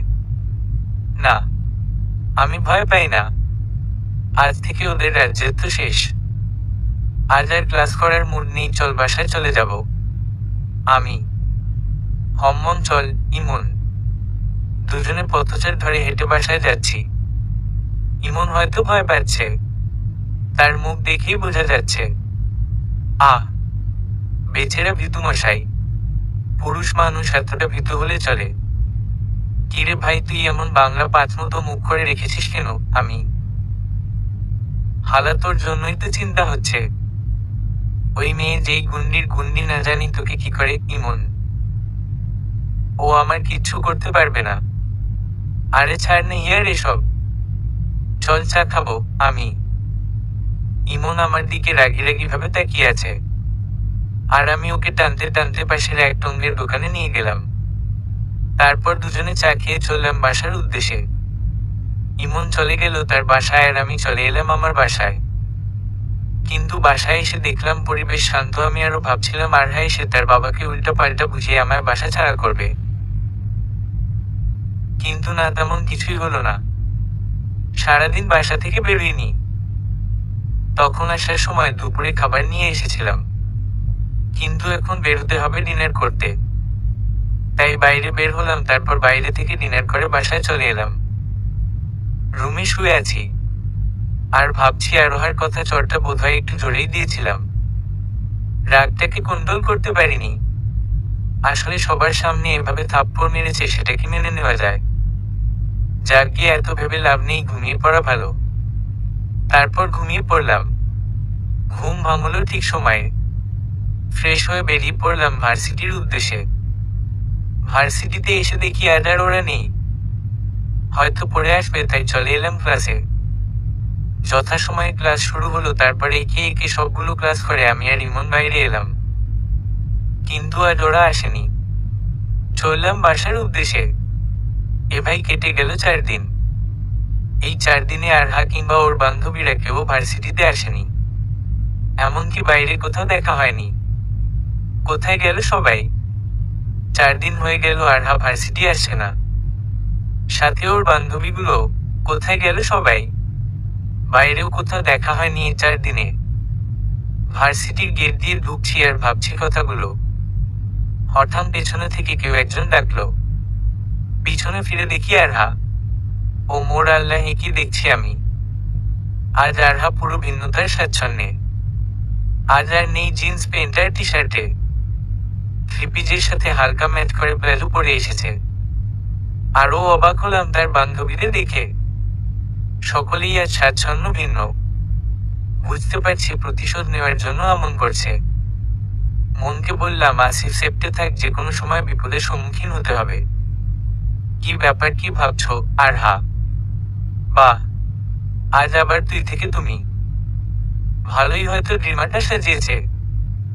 জানি না কোন লেখকের গল্প, তবে নিজেকে সামলাতে হবে। ও কিছু না, তবে অবাক হচ্ছি আমি। কেন আরহা এরূপ স্বাচ্ছন্দ্যে? আমি, হাহা, যাগ্গে সরি আরহা। কেন? আমি, সেদিনের ওই ব্যবহারের জন্য। সকলের সামনে কলার ধরে নিয়ে আসা, আবার থাপ্পড় মারা, এসবের জন্য। আসলে এতদিন আমি একটা ঘোরের মধ্যে ছিলাম। সব সময় নিজেকে স্বাধীন মনে করতাম। ভাবতাম ভার্সিটির সকলে আমায় ভয় পায়, তবে ভাবিনি সকলে আমায় ভয় না, ঘৃণা করে। আসলে তুমি আমায় বুঝিয়ে দিয়েছ মেয়েরা এত স্বাধীন নয়। আমরা কি বন্ধু হতে পারি? আরহা। আরোহার মুখে বন্ধুত্বের কথাটা শুনে বেশ অবাক। আমি জানি এটা ওর নতুন কোনো চাল প্রতিশোধ নেওয়ার জন্য। প্রথমত বন্ধুত্বের অফার, তারপর ভালোবাসার, এভাবেই প্রতিশোধ নিবে। আমার যতটুকু জানা আছে মেয়েরা এত সহজে কাউকে ছাড়ে না। বুঝতে আর বাকি নেই এটা যে নাটক নয়। আর সবচেয়ে বড় কথা হলো আরোহার ভাবভঙ্গি দেখেই বোঝা যাচ্ছে যেন এটা ওর কাছে তুচ্ছ একটা জিনিস। তবে মনের মাঝে কিছুটা বিব্রত বোধ করছে। কি হলো, বন্ধুত্ব হবে না? আর হা, ছি ছি, এ কি বলছেন? সিনিয়র ভার্সেস জুনিয়র বন্ধুত্ব হয় নাকি? আপনি আমার 2 বছরের বড়। আমি। কে বলল হয় না? বয়স দিয়ে কখনো বন্ধুত্ব হয় নাকি? বন্ধুত্বের কোনো বয়সের ভেদাভেদ নেই। এখন বল বন্ধুত্ব করবে কিনা? না হলে কিন্তু মাথা ভরা চুল টেনে ছিঁড়ে ফেলবো, এই বলে আমার দিকে এগুচ্ছিল। এই না না, আচ্ছা ঠিক আছে, আমরা এখন থেকে বন্ধু। আমি। হুমম চলো। আর হা। তারপর চলতে শুরু করলাম। ভার্সিটি সকল ছাত্রছাত্রী আমাদের দিকে অবাক হয়ে তাকিয়ে আছে। আর সবচেয়ে বেশি হয়তো অবাক হচ্ছে ওদের পোশাক দেখে। আর অবাক হওয়ারই কথা হঠাৎ পাল্টে যাওয়াতে। এই তো কদিন আগে কি ঝগড়াটা নাই হলো দুজনের। কিন্তু আজ একসাথে ভার্সিটিতে পাশাপাশি হাঁটছি। তবে জানি এটা ক্ষণিক সময়ের জন্য। হঠাৎ কবে জানি তার প্রতিশোধ নেয়। তবে নিজেকে সচেতন থাকতে হবে, না হলে বড় কোনো বিপদের সম্মুখীন হতে হবে। হঠাৎ ইমন দেখছি আমাদের দিকে বড় বড় চোখ করে তাকিয়ে আছে। হয়তো সেও ভাবতে পারেনি। আমি টুকুস করে ইমনকে একটা চোখ মেরে দিলাম। ইমন রাগি রাগি ভাবে আমার দিকে তাকিয়ে আছে। তারপর তো ক্লাসে যাই, পরে কথা হবে। আর হা। হুম মম। আমি। তারপর আরহা আর তার বান্ধবীরা চলে গেল ক্লাসে। আর আমি ভাবছি আরহা তুমি যতই কর না কেন নাটক প্রতিশোধ নেওয়ার জন্য আমিও তার মোকাবেলা করার জন্য প্রস্তুত। ক্লাসে চলে এলাম। একটু পর ইমন এসে। কি হলো এটা? ইমন। কেন বন্ধু হলাম? আমি। ভাই তুই বুঝতে পারছিস না ও তোকে ফাঁসাচ্ছে? ইমন। তুই কি ভেবেছিস আমি বোকা? আমি জানি এটা একটা ড্রিম, তাই আমিও তাদের সাথে অভিনয় করে যাচ্ছি। আমার ডায়েরিতে একটা কথা, শূন্য মাঠে গোল করে কোনো লাভ নেই।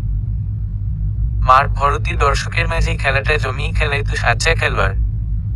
আমিও দেখতে চাই এই গল্পের শেষ কথায় আমি। তাই বলে তুই আগুন নিয়ে খেলবি? ইমন।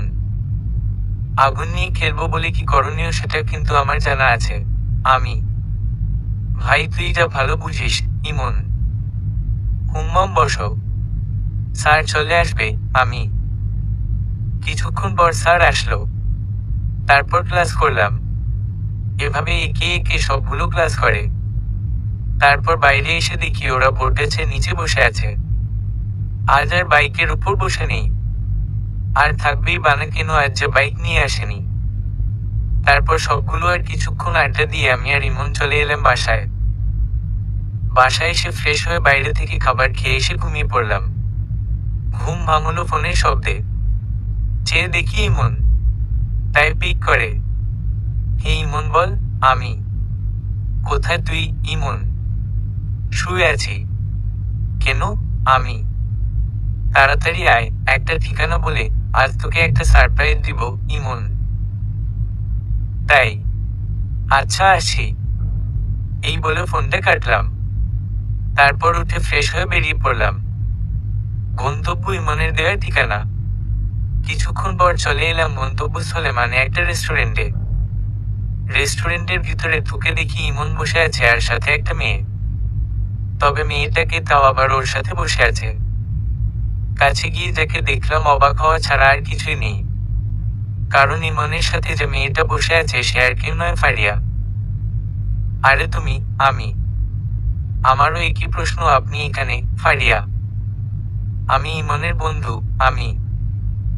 কিরে তোরা একজন আরেকজনকে চিনিস? ইমন। হুম্মম চিনব না, আবার পাশের বাসায় থাকি। আমি। তাহলে তো ভালোই হলো, আর নতুন করে পরিচয় করাতে হলো না। আচ্ছা শোন, তোকে বলেছিলাম না সারপ্রাইজ আছে। তোর ভাবি ফারিয়াকে দেখিয়ে দিয়ে ইমন। কি ব্যাপার ফারিয়া, তোমরা রিলেশন কর? আর ইমন তুই আমায় আগে পরিচয় করিয়ে দিসনি কেন? আমি। ভাবছিলাম তোকে সারপ্রাইজ দিব। আর সারপ্রাইজ দিয়ে দিলাম। ইমন। হুম্মম ভালোই, তবে ফারিয়া তুমি একটা কাজ ভালো করনি। আমি, ফারিয়া ইমন দুজনে ভুকসু জিজ্ঞেস করলো। কি? ফারিয়া এই যে এরকম একটা হাদারামের সাথে প্রেম করে, আমার সাথে করতে? আমি কত সাহসী জানো? আমি, হুম্মন তোমার যেই সাহস তার জন্যই একটা মেয়ের ভয়ে 6 দিন ভার্সিটি যাওনি। ইমন, ফারিয়া হেসে উঠল। এই সেরে ছেড়ে আবার প্রেস্টিজে আক্রমণ করলো। আর কিছু বললে আবার 13টা বাজিয়ে ফেলবে। তা শুধু কি সারপ্রাইজের জন্য ডেকেছিস নাকি কফি টফি কিছু খাওয়াবি? কথাটা বলেই সবাই হেসে উঠলাম। ইমন কফি অর্ডার করলো। তারপর আর কিছুক্ষণ আড্ডা দিয়ে কফি খেয়ে বেরিয়ে পড়লাম। আমি চলে এলাম বাসায়, আর ইমন আর ফারিয়াকে পাঠিয়ে দিলাম কোথা থেকে ঘুরে আসতে। একটু ছুটিয়ে প্রেম করুক, হা। আজ অনেক দিন হয়ে গেল এখন আর আরোহার সাথে ভার্সিটিতে ঝগড়া হয় না। আমাদের যে বন্ধুত্বের সমর্পক রয়েছে, তবে সেটা ক্ষণিক সময়ের জন্য। আরহা আমায় খুব কেয়ার করে যাতে তার প্রতি দুর্বল হই, আর সেই সুযোগে তার প্রতিশোধ নিতে পারে। তবে তা আর হওয়ার নয়। নিজেকে খুব সেফটি রাখার চেষ্টা করি। আজ যদি সে প্রতিশোধের আগুনে ক্ষিপ্ত না হয়ে এই কেয়ারিং করত, যদি ভালোবাসার আদরে কিংবা মায়ের বাঁধনে করত, তাহলে সেই কবেই তার প্রেমে পড়তাম। তার সারা শরীর জুড়ে প্রতিশোধের আগুন দাও দাও করে জ্বলছে, যে আগুনে আমাকে পোড়ানোর জন্য 1000বার চেষ্টা করছে। না, আর না। আর এই মিথ্যা বন্ধুত্ব করতে ভালো লাগছে না। আর ইচ্ছে করছে না এই অভিনয় করতে। আগামীকাল ভার্সিটি গিয়ে সরি বলে দিব। না হয় ভার্সিটির সকলের সামনে কান ধরাবে, তাই তো? ধরাক। মিথ্যা অভিনয়গুলো আর করতে ইচ্ছা করছে না। আর করবেই বা কি করে? দিনকে দিন লোকালে ভালো থাকছে না। রাত প্রায় অনেক হয়ে গেল, ঘুমোতে হবে। আর ভাবনা বুনে লাভ নেই। কাল যে আবার নাটকের রীতি টানতে হবে। এই বলে আসিফ ঘুমিয়ে পড়ল। আর এদিকে আরহা আর তার বান্ধবীরা পরামর্শ করছে আসিফ কিছুটা আরোহার প্রতি দুর্বল হয়ে পড়েছে, আর এই সুযোগ তারা কাজে লাগাতে চায়। তাই তারা একটা ড্রামা তৈরি করলো। কাল ভার্সিটির সকলের সামনে আসিফকে বেইজ্জত করাবে। সেই আনন্দে সবাই পৌষিক হাসি দিয়ে ঘুমিয়ে পড়ল। রোজকার মতো আজও ঠিক সময়ে আসিফের ঘুম ভেঙে গেল। তারপর উঠে ফ্রেশ হয়ে বেরিয়ে পড়ল ভার্সিটির উদ্দেশ্যে। বাইরে থেকে কিছু খেয়ে নিবে। আজ ফের তাড়াতাড়ি যেতে হবে, কারণ আরহারা তাড়াতাড়ি ভার্সিটিতে আসে। তাই বাইরে থেকে নাস্তা করে চলে এলো ভার্সিটিতে। আজ আবার ইমনও আসবে না, ফারিয়াকে নিয়ে কোথাও বলে ঘুরতে যাবে। আসিফকে বলেছিল, কিন্তু আসিফ যায়নি। কি হবে শুধু শুধু ওদের মাঝে যেয়ে? তার চেয়ে বরং ওরা ছুটিয়ে প্রেম করুক। এদিকে আরহা আর তার বান্ধবীরা ভার্সিটি এসে প্ল্যান মতো সব কাজ করে ফেলেছে। শুধু আরহা আর তার বান্ধবীরা ভার্সিটিতে এসে প্ল্যান মতো সব কাজ করে ফেলেছে, শুধু শিকারের অপেক্ষায় আছে। আজ তাদের অপেক্ষা রীতি ঘটবে। আর ঘটবেই বানা কেন, আজ তাদের সাধনাময়ের শেষ পরিশেক। সকলের মুখে পৌষিক হাসির রেখা। আর এদিকে আসিফ ভার্সিটি এসে আরহাকে খুঁজতে লাগলো। আরোহার বান্ধবীদের পেয়ে গেল, কিন্তু আরহাকে তো দেখছে না। মনে মনে ভাবতে লাগলো, তাহলে কি আরহা আর ভার্সিটি আসেনি? জাগগে তার বান্ধবীদের জিজ্ঞাসা করে দেখা যাক। তাই আসিফ তাদের ওখানে গেল। আরোহার বান্ধবীরা আসিফকে দেখতে পেয়ে আসিফের দিকে আসতে যাবে, পরক্ষণে দেখতে পেল আসিফ তাদের দিকে যাচ্ছে। তাই তারা সেখানে দাঁড়িয়ে রইল। তাদের কাছে গিয়ে, কি ব্যাপার, কেমন আছেন সবাই? আমি, জি ভালো। আরোহার এক বান্ধবীরা। তারা কিছু বলতে যাবে তার আগে আসিফ বলে উঠল, ও তা আরহা কোথা? আজ কি আসেনি? আমি, হুম্মম এসেছে। রিমি কোথায়? আমি, আসলে ও তোমার সাথে আলাদাভাবে কথা বলতে চায়। তাই 3 তলায় 7 নাম্বার রুমে আছে। যাও দেখা করে এসো। তার বান্ধবীরা। হুম্মম। আসিফ গুটি গুটি পায়ে হেঁটে যাচ্ছে আর ভাবছে 7 নাম্বার রুমটা তো প্রিন্সিপাল স্যারের 2 রুম আগে। আর সেখানে তো বেশি কেউ যায় না। বেশিরভাগ সময় ওটা পড়ে থাকে। যাক যাওয়া যাক। আসিফ আর কোনো কিছু না ভেবে চলল সেদিকে। আস্তে আস্তে ভার্সিটির সকল ছাত্রছাত্রী চলে এসেছে। আর এদিকে দরজার ছিটকানিটা লাগিয়ে দিল। কি ব্যাপার, তুমি দরজা লাগাচ্ছ কেন আসিফ? আরহা শয়তানি মার্কা হাসি দিয়ে। তুই কি ভেবেছিলি আমি তোকে এমনি এমনি ছেড়ে দিব? ভার্সিটির সকল ছাত্র ছাত্রীর সামনে তুই আমাকে মেরেছিলি। যেখানে আমার বাবা আমাকে কোনোদিন একটা থাপ্পড় মারেনি, আর সেখানে তুই কিনা। আজ তোর এমন অবস্থা করবো যা তুই কল্পনাও করতে পারবি না। আরহা, মানে এসব কি বলছো আরহা? আমি মানে কি বলছি দেখবি। এই বলে বা হাতের হাতাটা খানিকটা ছিঁড়ে, তারপর ডান হাতের হাতাটাও। পরক্ষণে যা করলো তা দেখার মতো নয়। ঠিকে নাভির পাশে ছিঁড়ে ফেললো। তার সাদা ধবধবে স্থলটুকু দেখা যাচ্ছে। আসিফ চমকে উঠে। আরহা কি করতে যাচ্ছে আসিফ কিছুই বুঝতে পারছে না। হঠাৎ আরহা যা করলো তার জন্য আসিফ মোটেও প্রস্তুত ছিল না। বাঁচাও বাঁচাও, কে আছো বাঁচাও, এ বলে চিৎকার করতে লাগলো। আসিফ ভয় পেয়ে গেল। এদিকে আরোহার বান্ধবীরা সকল প্ল্যান করে ফেলেছে। ভার্সিটির সকল ছাত্র ছাত্রীদের নিয়ে দরজার পাশে দাঁড়িয়ে দরজা ধাক্কাচ্ছে।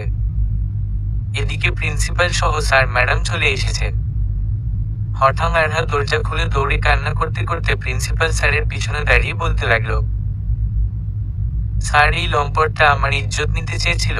কান্না ভেজা কণ্ঠে আরহা। আসিফ হয়ে দাঁড়িয়ে গেল। কি বলছে আরহা এসব?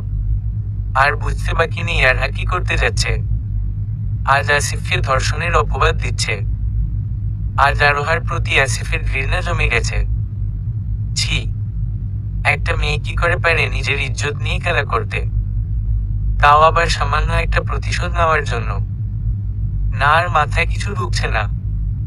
আসলেই কি করে পারলো এসব? হঠাৎ প্রিন্সিপাল স্যার আসিফের কলার ধরে তার কেবিনে নিয়ে গেল, সাথে আরহাকেও। স্যার বিশ্বাস করুন আমি কিছু করিনি, সব আরোহার প্ল্যান প্রতিশোধ নেওয়ার জন্য। আমি কথাটা বলতেই স্যার আমার গালে ঠাস ঠাস করে 2টা থাপ্পড় মেরে দিল। আমি মাথায় নিচু করে নিলাম, আর কোনো কথা বললাম না। স্যার আরোহার বাবার নাম্বার নিয়ে তাকে আসতে বলল। আমি মাথায় নিচু করে দাঁড়িয়ে রয়েছি। পাশে রয়েছে আরহা, মিথ্যা কান্না করছে। ইচ্ছে করছে গলা টিপে হত্যা করতে। কি করে পারলো এসব করতে? আমি তো তাকে আজ সরি বলার জন্য এসেছিলাম, তাই না? একটা বার যদি সে আমার কথা শুনতো তাহলে আজ বোধহয় এমটা হতো না। কি মেয়েরে বাবা প্রতিশোধের আগুনে এতটাই ক্ষিপ্ত হয়ে গিয়েছিল যে নিজের সম্মান নিয়ে খেলতেও একটু দ্বিধা করলো না। না, আর কিছু ভাবতে পারছি না, মাথাটা জিম ধরে যাচ্ছে। কিছুক্ষণের ভিতরে আরোহার বাবা মানে আঙ্কেল চলে এলো। না, আঙ্কেলকে কিছু বলা দরকার। আঙ্কেল বিশ্বাস করুন আমি কিছু করিনি, সবই আরোহার কথাটা বলতে না বলতেই আঙ্কেল ঠাস করে গালে একটা মেরে দিল। আঙ্কেল আমার কলার ধরে। ছি, এতদিন কি দুধলা দিয়ে আমি কাল সাপ পুষেছি। তোকে আমার ছেলের মতো দেখতাম, আর সেই তুই কিনেছি। আঙ্কেল বিশ্বাস করুন আমি কিছু করিনি। কথাটা বলতেই আবার আরেকটা মারার জন্য হাত উঠিয়েছে। আমি মাথা নিচু করেছি। আরহা উপরে উপরে কান্না করছে, অথচ মনে মনে হাসছে। আজ তার খুশির দিন। আজ সে প্রতিশোধ নিতে পেরেছে। আর আমিও কত বোকা। প্রমাণ ছাড়া সবাইকে বলছি বিশ্বাস করুন আমি কিছু করিনি। হা হা। বাঙালি যে মিথ্যাটাকে বেশি প্রশ্রয় দেয় তা হয়তো জানা ছিল না। সত্যটা যে মাটি চাপা পড়ে যায়, না পারে উঠতে, না পারে কিছু বলতে। সবই নিয়তি। স্যার এই লম্পটটাকে পুলিশে দিয়ে দিন ধর্ষণের মামলায়। আঙ্কেল কথাটা শুনে আত্মচমকে উঠল আমার। আর আরহা খুশিতে বাকবাকম। দেখুন আফজাল সাহেব, ওকে যদি ধর্ষণের মামলায় দিয়ে দিই তাহলে কলেজের সম্মানহানি হবে, আর তখন আপনারও সমস্যা হবে। কত মিডিয়া এসে আপনার মেয়েকে বাজে প্রশ্ন করবে। আপনার মেয়েকে এখন আর কেউ বিয়ে করতে চাইবে না। তার চেয়ে বরং ওদের বিয়ে দিয়ে দিন স্যার। বিয়ের কথা শুনে আরোহার মুখ নিমিষে মলিন হয়ে গেল। হয়তো ভাবতে পারেনি এমনটা হবে। আর পারবেই বা কি করে, তার ড্রামার মাঝে এমন কোনো স্টপেজ যায়নি বা ছিল না। চোখে মুখে চিন্তার ছাপ। এই তো কিছুক্ষণ আগে আনন্দে হুমড়োহুমড়ি ছিল, ক্ষণিক সময়ে সব প্ল্যান এলোমেলো হয়ে গেল। বুঝতেও পারছে না এই মুহূর্তে বিয়েটা কি করে থামাবে। যদি এখন বিয়ে থামাতে যায় তাহলে একটি উপায় আছে, তা হলো সত্যি কথাটা বলে দেওয়া। কিন্তু তা তো আর হওয়ার নয়। তাহলে আরোহার মান সম্মানের কিছু থাকবে না। এই মুহূর্তে আসিফ বসে আছে রুমে। বাড়িতে চলে এসেছে আরহা আর তার বাবা তাদের রুমে। আফজাল সাহেব চিন্তিত হয়ে বসে আছে সোফার সাথে তিনার স্ত্রীও। আর আরহা বসে আছে রুমে, কি করবে কিছুই মাথায় ঢুকছে না। প্রতি মুহূর্তে চিন্তায় বিষণ্ণতার ছাপ। আসিফের বাবা মাকে খবর দেওয়া হয়েছে, তারা আসছে। আজ রাতে আসিফ আরোহার বিয়ে। আসিফেরও মুখে ভীষণ চিন্তার ছাপ। আজ বড্ড অসহায় লাগছে। আজ ইচ্ছে করছে নিজের কপাল নিজেই কুড়াল মেরেছে। সেদিন ইমনের কথাটা ঠিক ছিল, আগুন নিয়ে খেলতে নেই। সেদিন তার কথাটা ধরলে হয়তো এরূপ দৃশ্য দেখতে হতো না। ইচ্ছে করছে আরহাকে গলা টিপে হত্যা করতে, যে কিনা প্রতিশোধ নেওয়ার জন্য নিজের ইজ্জত নিলামে তুলে। ছি, প্রচন্ড ঘৃণা জমে গেছে। আসিফ রুমে বসে আছে। বিকেল হয়ে গেছে। সেই সকালে নাস্তা করছিল, এখন তো বিকেল। এই অবধি কিছু খাওয়া হয়নি। মাথা ঘুরছে। হঠাৎ কে যেন দরজা নক করলো। তাড়াতাড়ি দরজা খুলে দিতেই আসিফ অবাক। তার বাবা মা চলে এসেছে। বাবা কথাটা বলতেই ঠাস করে তার বাবাও তাকে থাপ্পড় মারল। বাবা, বিশ্বাস কর আমি কিছু করিনি। কথাটা বলতে আরেকটা মারার জন্য তার বাবা হাত উঠিয়েছে। অমনি আসিফের মা আসিফের সামনে দাঁড়িয়েছে। ছি, আজ নিজের প্রতি খুব ঘৃণা হচ্ছে যে তোর মতো একটা ছেলে জন্ম দিয়েছি। আজ তোর জন্য এখানে আসতে হলো। মান সম্মানের কিছু রাখলি না। এই তোকে কি এজন ঢাকায় পাঠিয়েছিলাম বলে আরেকটা মারতে যাবে আসিফের মা তাকে থামাল। তুমি ওকে মেরে ফেলবে নাকি? প্লিজ তুমি শান্ত হও। দেখো যা হওয়ার হয়ে গেছে। আসিফের মা। তারপর তারা তিনজনের রুমের মাঝে বসে আছে। এমন সময় কে যেন নক করলো। দরজা খুলে দেখে দারোয়ান। আপনাদের স্যার নিচে যেতে বলল। দারোয়ান। আচ্ছা যান, আমরা আসছি। আসিফের মা। হুম্মম এই বলে দাঁড়ানোর চাচা চলে গেল। কিছুক্ষণ পর মা বাবা নিচে গেল, আমি রুমে বসে রইলাম। ইমন ফোন দিয়েছিল। ভার্সিটি থেকে কে যেন বলেছে তাকে আসতে চেয়েছিল আমার কাছে, আমি না করে দিয়েছি। নিচে গিয়ে বাবা মা কি যেন বলল। তারপর তারা অনেকক্ষণ কথা বলল। তারপর আমার কাছে এসে বলল শেরওয়ানি পরতে। আর কিছুক্ষণ পর আমাদের বিয়ে। রাত এখন প্রায় 11টা। ঘরোয়া পরিবেশে বিয়ে হয়ে গেল আসিফ আরোহার। লম্বা একটা ঘুমটা দিয়ে আরহা বসে আছে তার রুমে। তাদের বাসর ঘর সাজানো হয়েছে আরোহার রুমেই। দরজার পাশে পায়চারি করছে আসিফ। ইচ্ছে করছে না রুমে ঢুকতে। ইচ্ছে করছে কালো পিচ্ছালা পথচারে হলুদ সোডিয়াম ধরে হাঁটতে, হাতে একটা সিগারেট ধরিয়ে। কিন্তু তা তো আর হওয়ার নয়। আজ তাদের বাসর রাত রুমে যেতেই হবে। তবে হে বিয়ে যখন আরহাকে করছে তবে সে এর প্রতিশোধ হারে হারে নিবে। দরজা ঠেলে রুমে ঢুকলো। তারপর দরজার সিটকিনিটা লাগিয়ে দাঁড়িয়ে রইল। আরহা লম্বা একটা ঘুমটা দিয়ে বসে আছে। রুমটা হালকা সাজানো। অল্প সময়ে যতটুকু সম্ভব ততটুকু সাজিয়েছে। আরহা বুঝতে পেরেছে আসিফ রুমে এসেছে, তাই একটু নড়েচড়ে বসলো। আরোহার মা শিখিয়ে দিয়েছে যখন বড় রুমে প্রবেশ করবে তখন তার পা ধরে সালাম করতে। তাই আরহা উঠে আসিফকে সালাম করতে গেল। যে সালাম করবে আসিফ পা সরিয়ে নিয়ে আরহা উঠিয়ে ঠাস ঠাস করে দুটো থাপ্পড় মেরে দিল। আরহা ছিটকে ফ্লোরে পড়ে গেল। ঠোঁটটা হালকা কেটে গেছে। রক্ত পড়ছিল কাটা জায়গাটা দিয়ে। আসিফের সেদিকে কোনো ক্ষিপ্ত নেই। কি ভেবেছিলি এত কিছুর পরও আমি তোকে মেনে নেব? যদি ভেবে থাকিস তাহলে পুরি ভুল। আমি তোকে ভার্সিটির সকলের সামনে একটা থাপ্পড় মেরেছি বলে তুই এত কিছু করছিস। আর আমাকে ভার্সিটির সকল ছাত্র ছাত্রীর সামনে ধর্ষক বানিয়েছিস। এমনকি প্রিন্সিপাল স্যারের হাতে থাপ্পড় খেয়েছি। এমনকি তোর বাবাও আমায় মেরেছে, সাথে যাতা বলে অপমান করেছে। এবং আমার বাবাও আমাকে মেরেছে, তারপর কি আমি তোকে মেনে নেব? তাহলে ভেবে দেখ আমি তোর কি অবস্থা করব। হা হা হা হা। শয়তানি মার্কা হাসি হেসে আসিফ আরোহার হাত দুটো খাটের সাথে চেপে ধরে। আর আরহা হাতের ব্যথায় কাতরাচ্ছিল। আজ থেকে তুই নতুন আসিফকে দেখবি, এই বলে আসিফ চলে গেল বেলকুনিতে। এদিকে আরহা নিশ্চুপ হয়ে কান্না করতে থাকলে। আজ তার এরূপের জন্য সে নিজেই দায়ী। প্রতিশোধের আগুনে এতটা ক্ষিপ্ত হয়ে পড়েছিল যে আজ সে এমন একটা পরিস্থিতিতে পড়েছে। হাঁটুর উপরে হাত দিয়ে মাথা নিচু করে কাঁদতে লাগলো। তার এই কান্না আজ 4 দেয়ালেই বন্দি থাকবে। আসিফ বেলকুনিতে এসে সিগারেট ধরালো। সিগারেট সে সব সময় খায় না, যখন খুব টেনশন হয় তখন খায়। দারোয়ান চাচাকে দিয়ে 1 প্যাকেট সিগারেট আনিয়েছিল। আরোহার বেলকুনিতে একটা চেয়ার রয়েছে। চেয়ারের উপর বসে সিগারেটের ধোঁয়া শূন্যের উপর ছাড়তে লাগলো। আর নিজের রাগটাকে কন্ট্রোল করতে চেষ্টা করলো। আজ আকাশটা বেশ স্বাচ্ছন্দ্যে ভরা। একটি মাত্র চাঁদ, আর তার পাশে অগণিত তারারা ঘিরে রয়েছে। রাত প্রায় 3টে। আরহা কান্না করতে করতে খাটের সাথে হেলান দিয়ে ঘুমিয়ে পড়েছে।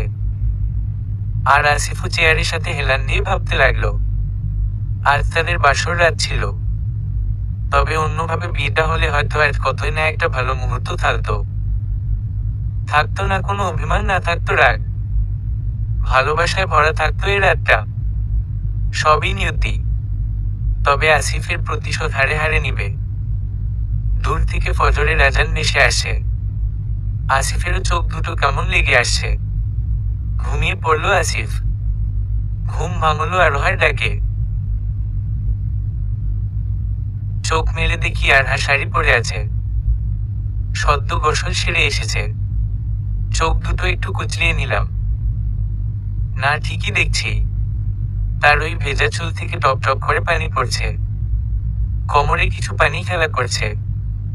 ইচ্ছে করছে জড়িয়ে ধরে আদর করতে, কিন্তু তা তো আর হওয়ার নয়। কোনো এক অজানা মায়া বাধা দিচ্ছে। অপমানের ক্ষিপ্ত আগুনগুলো আবার বেড়ে যাচ্ছে। প্রতিশোধের নেশা আবার আসক্ত করছে। নিজেকে কঠিন করতে হবে। এতটা মায়া বন্দী হয়ে যাবে না। আমাকেও প্রতিশোধ নিতে হবে। এত কিছু কি আর ভোলা যায়? তার মায়া আর বাঁধবো না। না, নিজেকে আরো কঠিন করব। জানি না পারবো কিনা, তবে 1000 বার চেষ্টা করব। প্রতিশোধ যে আমায় নিতেই হবে। ফ্রেশ হয়ে নাস্তা করতে যেতে বলল আম্মু। এই নিন টাওয়ালে, ফ্রেশ হয়ে আসুন। আরহা, আজ আপনি বলে ডাকাটাতে বেশ অবাক হলো আসিফ। যেখানে তুই ছাড়া কোনো ডাকি দিত না সেখানে আপনি। এতটা পরিবর্তন। আসিফ মনে মনে ভাবছে, তবে কি ভেবেছে আমি পরিবর্তন হব? কখনো না। আরো কঠিন হব। আমাকে যে প্রতিশোধ নিতে হবে। আরোহার হাতে থাকা টাওয়ালে নিয়ে আসিফ ভন করে চলে গেল ফ্রেশ হতো। আরহা নির্বাক চেয়ে রইল তার যাওয়ার পথে। মনটা ভীষণ খারাপ হয়ে গেল। জানে এমনটা হওয়ার জন্য সে নিজেই দায়ী। এখন হয়তো আফসোস করছে। কাল যদি সে এমনটা করত, তাহলে এমন একটা দেখতে হতো না। কি আর করার, সবই ভাগ্যের লিখন। আসিফ ওয়াশরুমে গিয়ে ঝর্ণাটা ছেড়ে দিয়ে ভাবতে লাগলো, আজ সে কেন এত সকালে শাওয়ার নিচ্ছে? কাল রাতে তো কিছুই হয়নি। শুধু বুক ভরা অভিমান আর রাগ নিয়ে দুজন দুদিকে ছিল। হয়তো লোকালয়ে দেখানোর জন্য এমনটা। অন্যভাবে বিয়েটা হলে হয়তো আজ অনেক সুন্দর মুহূর্ত হতো। কতই না ভালোবাসায় পূরণ থাকতো। তবে আজ কেন হচ্ছে না? হে, সত্যিই তো কেন হচ্ছে না? কোনো এক নেশা বারবার তারা দিচ্ছে, তাই হয়তো। না, আর কিছু ভাবতে পারছে না। আসিফ গোসল করে চলে এলো রুমে। আরহা খাটের উপর বসে আছে। আসিফ ফ্রেশ হয়ে এলে দুজনে নাস্তা করতে যাবে, তাই আসিফ এসেছে দেখে, এই নিন। একটা পাঞ্জাবি এগিয়ে দিয়ে, আম্মু দিয়েছে, মানে আসিফের মা। এটা পরে তাড়াতাড়ি বের হন, আমাদের জন্য ওনারা অপেক্ষা করছে। আরহা। আসিফ নিতে চায়নি, কিন্তু নিতে বাধ্য। এখন যে সেখানে যেতে হবে। এখানে মাথা কিছুতেই গরম করা যাবে না। যা করার গ্রামের বাড়ি গিয়ে করবে। তাই আসিফ পাঞ্জাবি নিয়ে তারপর রেডি হয়ে বেরিয়ে পড়ল নাস্তা খেতে।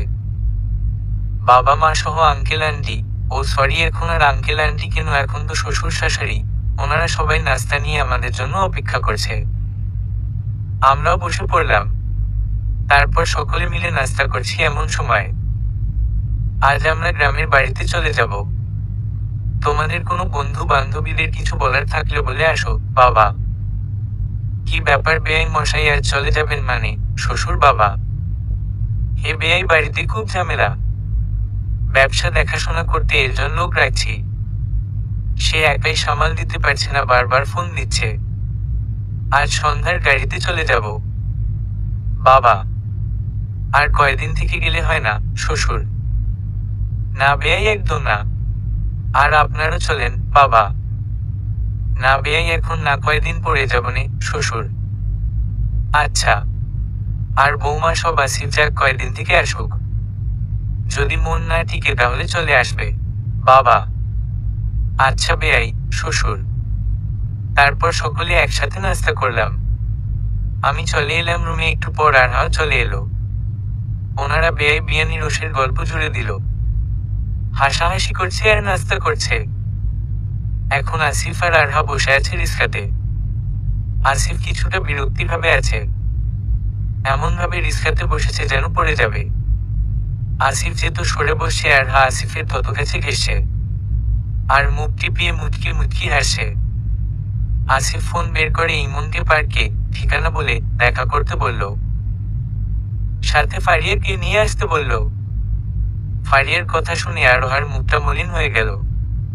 আসিফ মনে মনে ভাবছে, জ্বলছে নাকি তার? নিমিষেই মুখটা মলিন হয়ে গেল।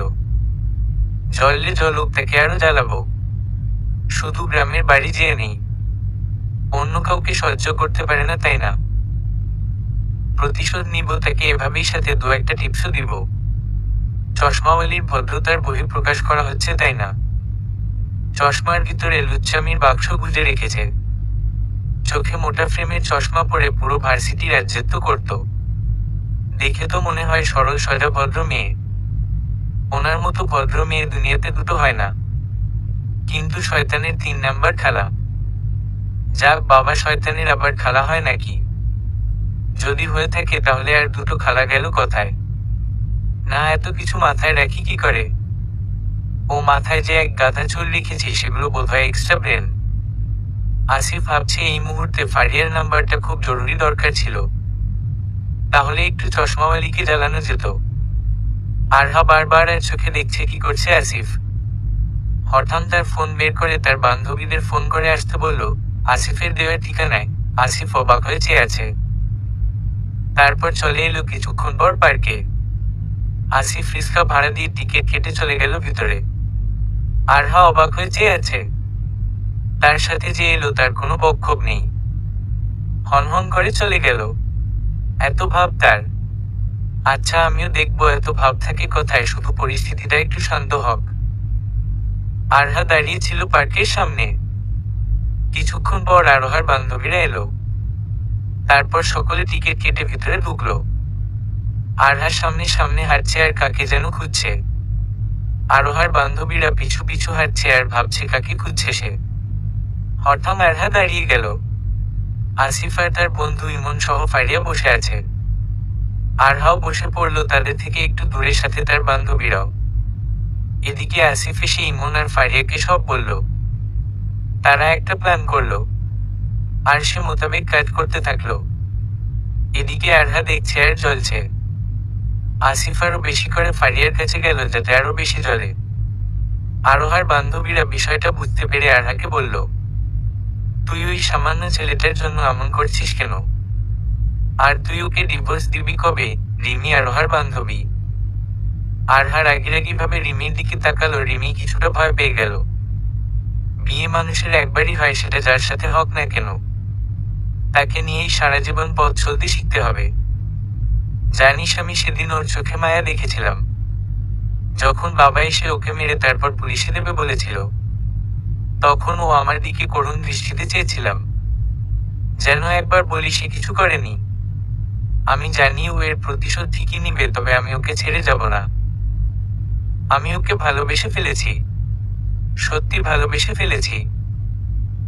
ভুল তো আমিও করেছি, পুরো ভার্সিটির সামনে ধর্ষক বানিয়েছি। ওর বাবা ওকে বিশ্বাস করেনি, উনিও ওকে মেরেছে। আমি আসিফকে খুব কষ্ট দিয়ে ফেলেছি রে। আমি ওর কাছে অপরাধী। আমি ওর লাইফটা শেষ করে ফেলেছি। আরোহার বান্ধবীরা আর কিছু বলল না। কি বলবে, সব তো ঠিকই বলেছে। তাদের জন্য আজ এরকমটা হয়েছে। তারাও আজ থেকে আর ভার্সিটিতে এসব করবে না। ভালো হয়ে যাবে। তারপর দুপুরের দিকে দুজনে বাড়ি ফিরল।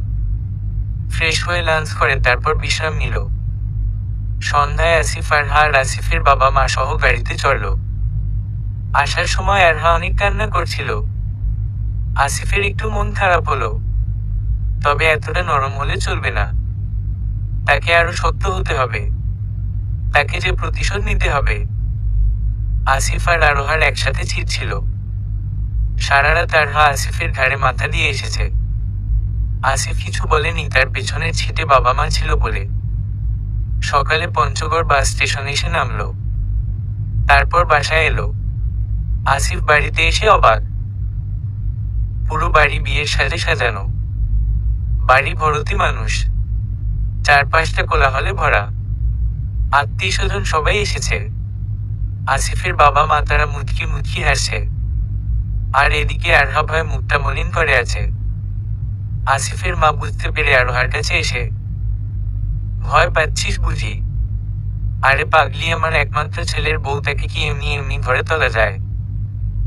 আয় আমার সাথে আয়। আসিফের মা, তারপর আসিফের বড় চাচি, ছোট চাচি ও ভাবিরা সহ বরণ করে ঘরে তুলল। আরহা এখন শুধু ভয় না, সাথে ভীষণ লজ্জা পাচ্ছে। কারণ সকলেই বলছে বউ নাকি খুব সুন্দর। আর সুন্দর হবেই বা না কেন, শহরে যে থাকে নিশ্চয় আটা ময়দা মাখে। হা। আসিফের মা সকলের সাথে আরহাকে পরিচয় করিয়ে দিচ্ছে। আরহা কখনো ভাবেনি এমন একটা পরিস্থিতিতে পড়বে। ইশকি লজ্জা লাগছে। সকলের মুখে একই কথা, আসিফের বউ এসেছে। তারপর সবার সাথে পরিচয় করিয়ে ঘরে নিয়ে গেল। আর এদিকে আসিফ ভাবছে, বউ পেয়ে আমাকে কি সবাই ভুলে গেল নাকি? কারো কোনো ক্ষিপ্ত নেই আমাকে নিয়ে। আর সময় হলে আমায় নিয়ে মেতে থাকতো। আর এখন আমার কোনো পাত্তাই দিচ্ছে না। যাক বাবা, আমি তাহলে নির্বাক দর্শক। হয়তো বা। তবে খিদেও আমার পেটে ইঁদুর দৌড়াচ্ছে। হঠাৎ দেখলাম বন্ধুরা সবাই আসছে। বন্ধুরা বলতে ছানি, রাব্বি, আজিজুল, শান্ত, আকাশ আর হিমু। আরো রয়েছে, তবে এই মুহূর্তে একটা দেখা যাচ্ছে। আমার কাছে আসতেই, কিরে কেমন আছিস তোরা? আমি, আরে দোষ ভাবি কই? ভাবিকে দেখবো? রাব্বি, ওরে শালা, আমি এতদিন পর এলাম, আমার খবর নেই ওনারা ওনাদের ভাবিকে নিয়ে পড়ে আছে। যাক বাবা, আমি তাহলে পর। ভাবি মানে? আমি যে এতদিন পর এলাম, আমাকে না খুঁজে তোরা ভাবি খুঁজছিস? আমি, আরে দোস্ত ভাবি কোথায় বল না। আর তোর শালি টালি আসেনি? একটু ছানি। ও তুমি লাইন মারবে তাই না? আচ্ছা দাঁড়াও, আমি মালাকে, মানে ছানির প্রেমিকা, একটা ফোন দেয় কেমন? আমি, আরে না না, এমনি বললাম। আমি কত ভালো তুই জানিস না ছানি। হম্মম, তুমি কত ভালো তা আমি খুব জানি। আচ্ছা দোষ, আমার খুব খিদে পেয়েছে, কিছু খাওয়ার ব্যবস্থা কর না। আমি, হমমেই নে। এই বলে এক প্যাকেট সিগারেট আর লাইটার দিয়ে চলে গেল ভাবি দেখতে। যাক বাবা, খিদায় আমার পেট জ্বলছে আর ওনারা সিগারেট দিয়ে গেল। সিগারেট খেয়ে কি আর পেট ভরে? আর সিগারেট তো কোনোদিন খাইনি। ঠাডা মিথ্যা কথা, বাসর রাতেও তো সিগারেট খাইলাম। কেমনে বুঝবো? ভরতেও পারে, একটা খেয়ে দেখি, কি পাঠকরা খাবো? না থাক, খাবো না। তাহলে আবার বলবো না ছেলেটা ভালো না। হা। সিগারেটের প্যাকেটে যা দেখা যাচ্ছে তা দেখে এমনিতেই খারাপ লাগছে।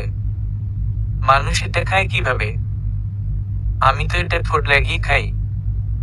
সোফায় বসে আছি। ছোট চাচিকে বলেছিলাম খিদে লাগছে। তিনি অল্প কটা ভাত এনে দিয়ে সেই যে গেল আর এলো না। আর ওদিকে আরহাকে কি খাওয়াবে কি নেই ধুলোয় অন্ধকার। সবাই বউ বউ করে মাথা খেয়ে ফেলেছে। সে কি খাবে না খাবে তা নিয়ে উঠে পড়ে লেগেছে। যার জন্য বউ পেয়েছে তার কোনো খোঁজে নেই। আজ আমি পর। যাক, আমিও দেখবো সময় মতো। না মানে খেলা দেখবো আর কি, বাংলাদেশ ভার্সেস ভারত। কি করি? সারাদিন ধকলের জন্য রুমে যাওয়া হয়নি, ফ্রেশও হয়ে হয়নি। বাবা ঢাকায় থাকতে সময় চাচুদের বলে দিছে সব ব্যবস্থা করতে। তাই বাড়ি ভর্তি মেহমান, তাদের একমাত্র ভাতিজা বলে কথা, কোনো কমতি যেন না থাকে। বিয়ে দূরে হয়েছে তো কি হয়েছে, অনুষ্ঠান তো আর নিষেধ নয়, তাই এসব করা। আসলেই সারাদিন খুব ধকল গেছে আজ, ঠিকমতো খাওয়া হয়নি, তাও আবার জার্নি করে এসেছি। আরোহার সাথেও তেমন একটা দেখা হয়নি। সেই দুপুরে খাওয়ার সময় একটু চোখাচোখি হয়েছিল, এর বেশি কিছু না। মুখে হাসির রেখা, আবার লজ্জারও ছাপ। আমি মনে মনে বলছি, হেসে নাও বাবু, হেসে নাও। এখন গ্রামের বাড়ি এসেছি, প্রতিশোধ তো আমি নেবই, তবে একটু ছোট খুঁজছি। কেউ তো জানে না কতটা কষ্ট তুমি আমাকে দিয়েছ, সেটা কি সহজে বলা যায়? প্রতিশোধ তো আমি হারে হারে নেব। এখন রাত হয়ে গেছে, এখন অবধি আমার রুমে যাওয়া হয়নি, ফ্রেশ হতে হবে। তাই রুমে গেলাম। দরজা ঠেলে রুমে গিয়ে আমি অবাক, এটা কি আমার রুম? দেখার জন্য আবার বাইরে এলাম। আমার ভাবিরা সহ কাজিনরা হেসে উঠল। সবাই আরোহার সাথে বসে গল্প করছিল। না, এটা তো আমারই রুম, এত সুন্দর করে সাজানো। হয়তো বাসর ঘর বলে সাজিয়েছে, কিন্তু বাসর রাত তো 2 দিন আগে হয়ে গেছে। তবে বাসর রাতে তো কিছুই হয়নি, হয়েছে রাগ আর অভিমানে ভরা।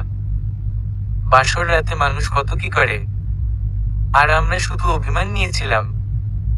এটাই হয়তো নিয়তি। রুমে আবার ঢুকলাম। আমাকে দেখতে পেয়ে সকলে মুচকি মুচকি হেসে চলে যাচ্ছিল। হঠাৎ একটা ভাবি, বিলাই তো ভালোভাবেই মেরেছ মনে হয়, আজ একটু সাবধানে মেরো, কথাটা একটু জোরেই বলল। এই বলে হাসতে হাসতে চলে গেল সবাই। আমি নির্বাক চেয়ে রইলাম। কি বললো মাথায় কিছু ঢুকছে না। কিসের বিলাই মেরেছি, কবেই বা বিলাই মারলাম? আরহা দেখি খাটের উপর ঘুমটা দিয়ে আছে, আর মুচকি মুচকি হাসছে। হয়তো সে বুঝতে পেরেছে, যাক, আমার আর দাঁড়িয়ে থাকলে চলবে না। সারাদিন ব্যস্ত থাকার ফলে ফ্রেশ হয়ে হয়নি, তাই শাওয়ার নিতে চলে গেল। তারপর শাওয়ার করে চলে এলাম। শরীরটাও ভালো লাগছে না, আর লাগবেই বা কি করে, সারা রাত জার্নি, তার উপর আবার সারাদিন ধকল। এত সব কি এর জীবন সহ্য করে? তবুও চলতে হয়, নিয়তির খেলা। তারপর রেডি হয়ে বিছানায় শুতে যাব, এমন সময় দেখি আরহা বিছানায় বসে আছে, আমার দিকে তাকিয়ে আছে। হয়তো অনেক কথা বলার আছে, যা আজ বলতে চায়। আর বলবেই বাকি, আমাকে ক্ষমা করে দিন, আমার ভুল হয়ে গেছে। কিন্তু না, আমি এত সহজে তাকে ক্ষমা করব না। কি ভেবেছে আমি সব এত সহজে ভুলে যাব? তার দেওয়া অপমানগুলো যে আমাকে করে করে খাচ্ছে। হয়তো একটু ভালোবাসা জন্ম নেয়, তবে আবার সেই ভালোবাসা প্রতিশোধের নেশায় হারিয়ে যায়। স্মৃতিগুলো বারবার হানা দেয়। সব স্মৃতি মুছা যায় না, এটা বলা যাবে না। ভালোবাসার কাছে সবই হার মানে। তবে তার দেওয়া সবকিছু ভুলে যেতাম, যদি সে ভালোবাসতো আমায়। কিন্তু সে তো ভালোবাসে না, এটা তার করুণা। হে, এটা সত্যিই করুণা। সেদিন আমার করুণ চাউনি দেখে তার মায়া হয়েছিল, তবে ভালোবাসা হয়নি। আর ভালোবাসা জিনিসটা এত সহজে আসে না, আর আসলেও বলে কয়ে আসে না, হঠাৎ করে আসে। যাকে ভালো লাগে তাকে সহজে বলেও যায় না। আর আমি বা কি করে বুঝবো এটা তার ভালোবাসা, যে মেয়ে একটা থাপ্পড়ের জন্য এত কিছু করতে পারে? হে, তাই তো। দেখ, তোর এই নাটক ফাটক আমার একদম ভালো লাগছে না। সারাদিন খুব ধকল গেছে, এখন একটু বিশ্রাম নিতে হবে। যা ফ্লোরে শো। আমি কথাটা শুনে আরহা আমার দিকে ভুকছে দেখালো। হয়তো এটা আশা করেনি। আর এই সময় গ্রাম অঞ্চলে এখনো হালকা ঠান্ডা আছে। আসলে পাঠকরা, এখনো আমাদের এদিকে হালকা ঠান্ডা আছে। এ সময় ফ্লোরে ঘুমালে আর সর্দি তো লাগবেই। আবার মশার সাথে চারটা বিশ্বযুদ্ধ। আরহা চোখ বড় বড় করে আমার দিকে তাকিয়ে আছে। তাতে কি হয়েছে? আমি তো প্রতিশোধ নিবি। কি ব্যাপার, শুনতে পাসনি? আমি আসলে দেখুন সেদিন আমার ভুল, কথাটা বলতে আমি জোরে চেঁচিয়ে। এই তোকে বলেছি না আমি এখন কোনো কথা শুনতে রাজি না, আমি রাগী দৃষ্টিতে তাকিয়ে। আরহা ভয় পেয়ে গেছে, চোখ দিয়ে যেন আগুন বেরোচ্ছে। আরহা কিছুটা সরে গিয়ে, আসলে সত্যিই আমার ভুল হয়ে গিয়ে, কথাটা বলতে না বলতেই আসিফ আরহাকে দেয়ালের সাথে চেপে ধরে। তোকে বলেছি না কোনো কথা না বলতে, আমি। আসিফ লাগছে, প্লিজ ছাড়ুন, কান্না জড়ানি কণ্ঠে। লাগুক তাতে আমার কি? বলেছিলাম না কোনো কথা না বলতে, রাগীভাবে আমি। আসিফ ছাড়ুন, আমার খুব ব্যথা লাগছে, ছাড়ানোর চেষ্টা করে কাঁদো কাঁদো ভাবে। বললাম তো লাগুক। কি বলেছিলাম আমি এখান থেকে নিচে শুতে বলিনি। আর কথা না বলতে বলিনি, আমি। এই বলে আসিফ আরো জোরে আরোহার হাত দেয়ালের সাথে চেপে ধরে আছে। আরোহার হাতে থাকা কাচের ছুরিগুলো ভেঙে ছুরির টুকরো কিছু অংশ আরোহার হাতে ঠোকাতেই আরহা চিৎকার করে উঠল। আসিফের সেদিকে কোনো ক্ষিপ্ত নেই। আজ আসিফও প্রতিশোধের আগুনে আসক্ত হয়ে গেছে। আজ সে কোনো অনুশোচনা করবে না। চোখ দিয়ে যেন আগুন বেরোচ্ছে। প্রতিশোধের নেশা তাকে আজ ঘিরে ধরেছে। এতটা নেশায় পরিণত হয়েছে যে আরোহার হাত থেকে টপটপ করে রক্ত ঝরছে, কিন্তু সেদিকে বিন্দু মাত্র আগ্রহ নেই। আমি আপনাকে আমার ভুল হয়ে গেছে এই কথাটা শুধু বলতে চেয়েছিলাম, আরহা। ভুল কাকে বলে তুই জানিস? আর তোর জেনেই বাকি? তোদের মতো মেয়েরা আর কি পারবে? যে মেয়ে সামান্য একটা থাপ্পড়ের জন্য নিজের ইজ্জত নিয়ে খেলা করে, না জানি আরো কত কি করছে। আমি। কথাটা শুনেই আরোহার মাথায় যেন আকাশ ভেঙে পড়ল। সে আসিফের দিকে অবাক দৃষ্টিতে তাকিয়ে রইল। আরহা কখন ভাবতে পারিনি যে আসিফ এই কথা আরহাকে বলবে। নিজের কানকেও বিশ্বাস করতে পারছে না। কি কি বললেন আপনি? অবাক দৃষ্টিতে আসিফের দিকে তাকিয়ে। যেটা তুই শুনছিস সেটাই। এই তোদের মতো মেয়েদের শহরে, বন্দরে, হাটে, বাজারে সব জায়গায় ঘর থাকে তো। আরোহার থেকে দূরে যেতে যেতে। আপনি কি বলছেন এইসব? আরহা, আমি একদম ঠিক কথা বলেছি, যা বলেছি একদম ঠিক বলেছি। আমি কাছে এসে আপনি আর কত অপমান করবেন আমাকে? আমি জানতাম আপনি প্রতিশোধ নিবেন, তবে ভাবিনি আমায় একটা খারাপ মেয়ের অপবাদ দিবেন। আজ যে কথাটা আপনি বললেন তা প্রতিশোধ নেওয়ার চাইতে বেশি। আরহা কান্না করতে করতে। আসিফ কিছু বলছে না। কেঁদে কেঁদে, আমি জানি আমি অনেক বড় ভুল করেছি। এর শাস্তি আমি পাবো সেটা ভালো করে জানি। আমি ভাবতাম যত কষ্ট হোক না কেন বা আপনি দিয়ে থাকুন না কেন, আমি ছেড়ে যাব না। জানেন মা আমায় সবসময় বলতো মেয়েদের বিয়ে একবারই হয়। সেটা যার সাথেই হোক না কেন বা যেভাবে হোক না কেন, তাকে নিয়েই সংসার সাজাতে হয়। একটু জোরে জোরে কান্না করতে করতে আসিফ নিশ্চুপ হয়ে আছে, কোনো কথা বলছে না। আমার বান্ধবীরাও বলেছিল আপনাকে ডিভোর্স দিয়ে দিতে, কিন্তু আমি তাদের রাগ দেখিয়েছি। আমি জানি ভালোবাসা দিয়ে সবকিছু জয় করা যায়। যতই আপনার মনে আমার জন্য ঘৃণা জমে দেয়াল থাকুক না কেন, সেটা ভালোবাসা দিয়ে ভেঙে দিব। আসিফ অবাক হয়ে চেয়ে আছে আরহা এসব কি বলছে। হে, আপনাকে ভালোবেসেছিলাম। আমি জানি এটা আপনি করুণা কিংবা মায়া ভাববেন। আর যাই ভাবুন না কেন তবুও আমি আপনাকে ভালোবেসে যাব। তবে ভাবিনি আপনি আমায় এতটা নিজ ভাববেন, রাস্তার মেয়েদের সাথে তুলনা করবেন। ছি, আজ নিজের প্রতি খুব ঘৃণা হচ্ছে। আরহা কান্না করতে করতে। আমি জানি আপনি আমার বউ ভাবেন না, আর কখনো আপনি বউ ভাববেন কিনা সেটাও আমার জানা নেই। হওয়ার চেষ্টা করি না, এটা বলা ভুল হবে। আমি চেষ্টা করছি আপনার মনে একটু জায়গা করে নিতে, কিন্তু আমি যে আপনার কেউ না সেটা জানতাম না।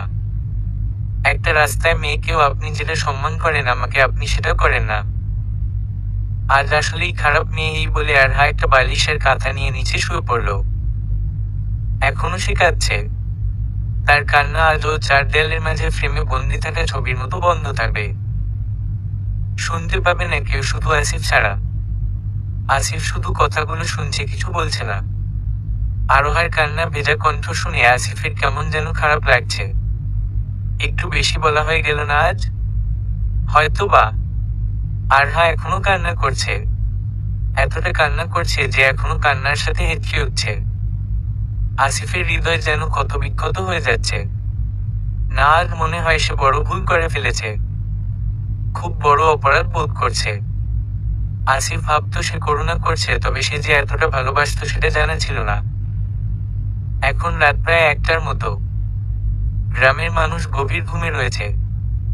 এটা শহর নয় যে এখনো মানুষ জেগে থাকবে। সকল মানুষ বেঘরে ঘুরে মারছে। আসিফ বেলকুনিতে দাঁড়িয়ে একটা সিগারেট ধরিয়ে ধোঁয়া শূন্যের মাঝে ছাড়ছে। আজও আকাশে চাঁদকে ঘিরে অগণিত তারা ছিল, তবে এখন নেই। আকাশটা কালো মেঘে ঢেকে গেছে। উত্তর হওয়ার মতো এখন বাতাস বইছে, আর সে বাতাসে আসিফের সব রাগ, অভিমান, প্রতিশোধ ভালোবাসায় পূরণ হচ্ছে। না, আর না, আর কত চলবে এই অভিমান? কতই বা প্রতিশোধের নেশা তারা দিবে? ভালোবাসায় পরিণত করা যায় না। হে, যায় তো, তবে কেন এত বাধা? না, বাধা নেই তো, সে নিজেই বাধার দেয়াল তৈরি করছে। আর না, আর কোনো বাধা নেই এর থেকে ভালোবাসায় পূরণ করবে সবকিছু। বাইরে বৃষ্টি হচ্ছে, আসিফ রুমে চলে এসেছে। হয়তো এখন বৃষ্টির পানিতে তার রাগ অভিমান সব ধুয়ে ফেলত, তবে তা আর করতে হয়নি। সবকিছু বাতাসের সাথে উড়ে গেছে, রেখে গেছে ভালোবাসা। আসিফ দেখছে আরহা কান্না করতে করতে নিচে শুয়ে পড়েছে। একটা মেয়েকে ঘুমন্ত অবস্থায় এতটা সুন্দর লাগে তা আসিফের জানা ছিল না, তবে এখন জানা হয়ে গেছে। বাইরে বৃষ্টি আর হালকা বাতাসের কারণে আরহা শীতে কাঁপছে। আসিফ আর সহ্য করতে পারছে না, কলে করে উঠিয়ে বিছানায় শুয়ে দিল। পাশে আসিফও শুয়ে পড়ল, আরহাকে জড়িয়ে ধরে, আর বলতে থাকলো, আর কতকাল আরহা এভাবে চলবে? আর কতই বা রাগ অভিমান চলবে বলতে পারো? না, আর না এসব। এখন থেকে চলবে ভালোবাসা, তোমার আমার ভালোবাসা। হে, সেটাই। আসিফ আরহাকে জড়িয়ে ধরে। এত জোরে ধরলে আমি তো দম বন্ধ হয়ে মারা যাব। আরহা। আসিফ আরোহার কণ্ঠ শুনে চমকে গেল। তুমি জেগে আছো? আমি অবাক হয়ে।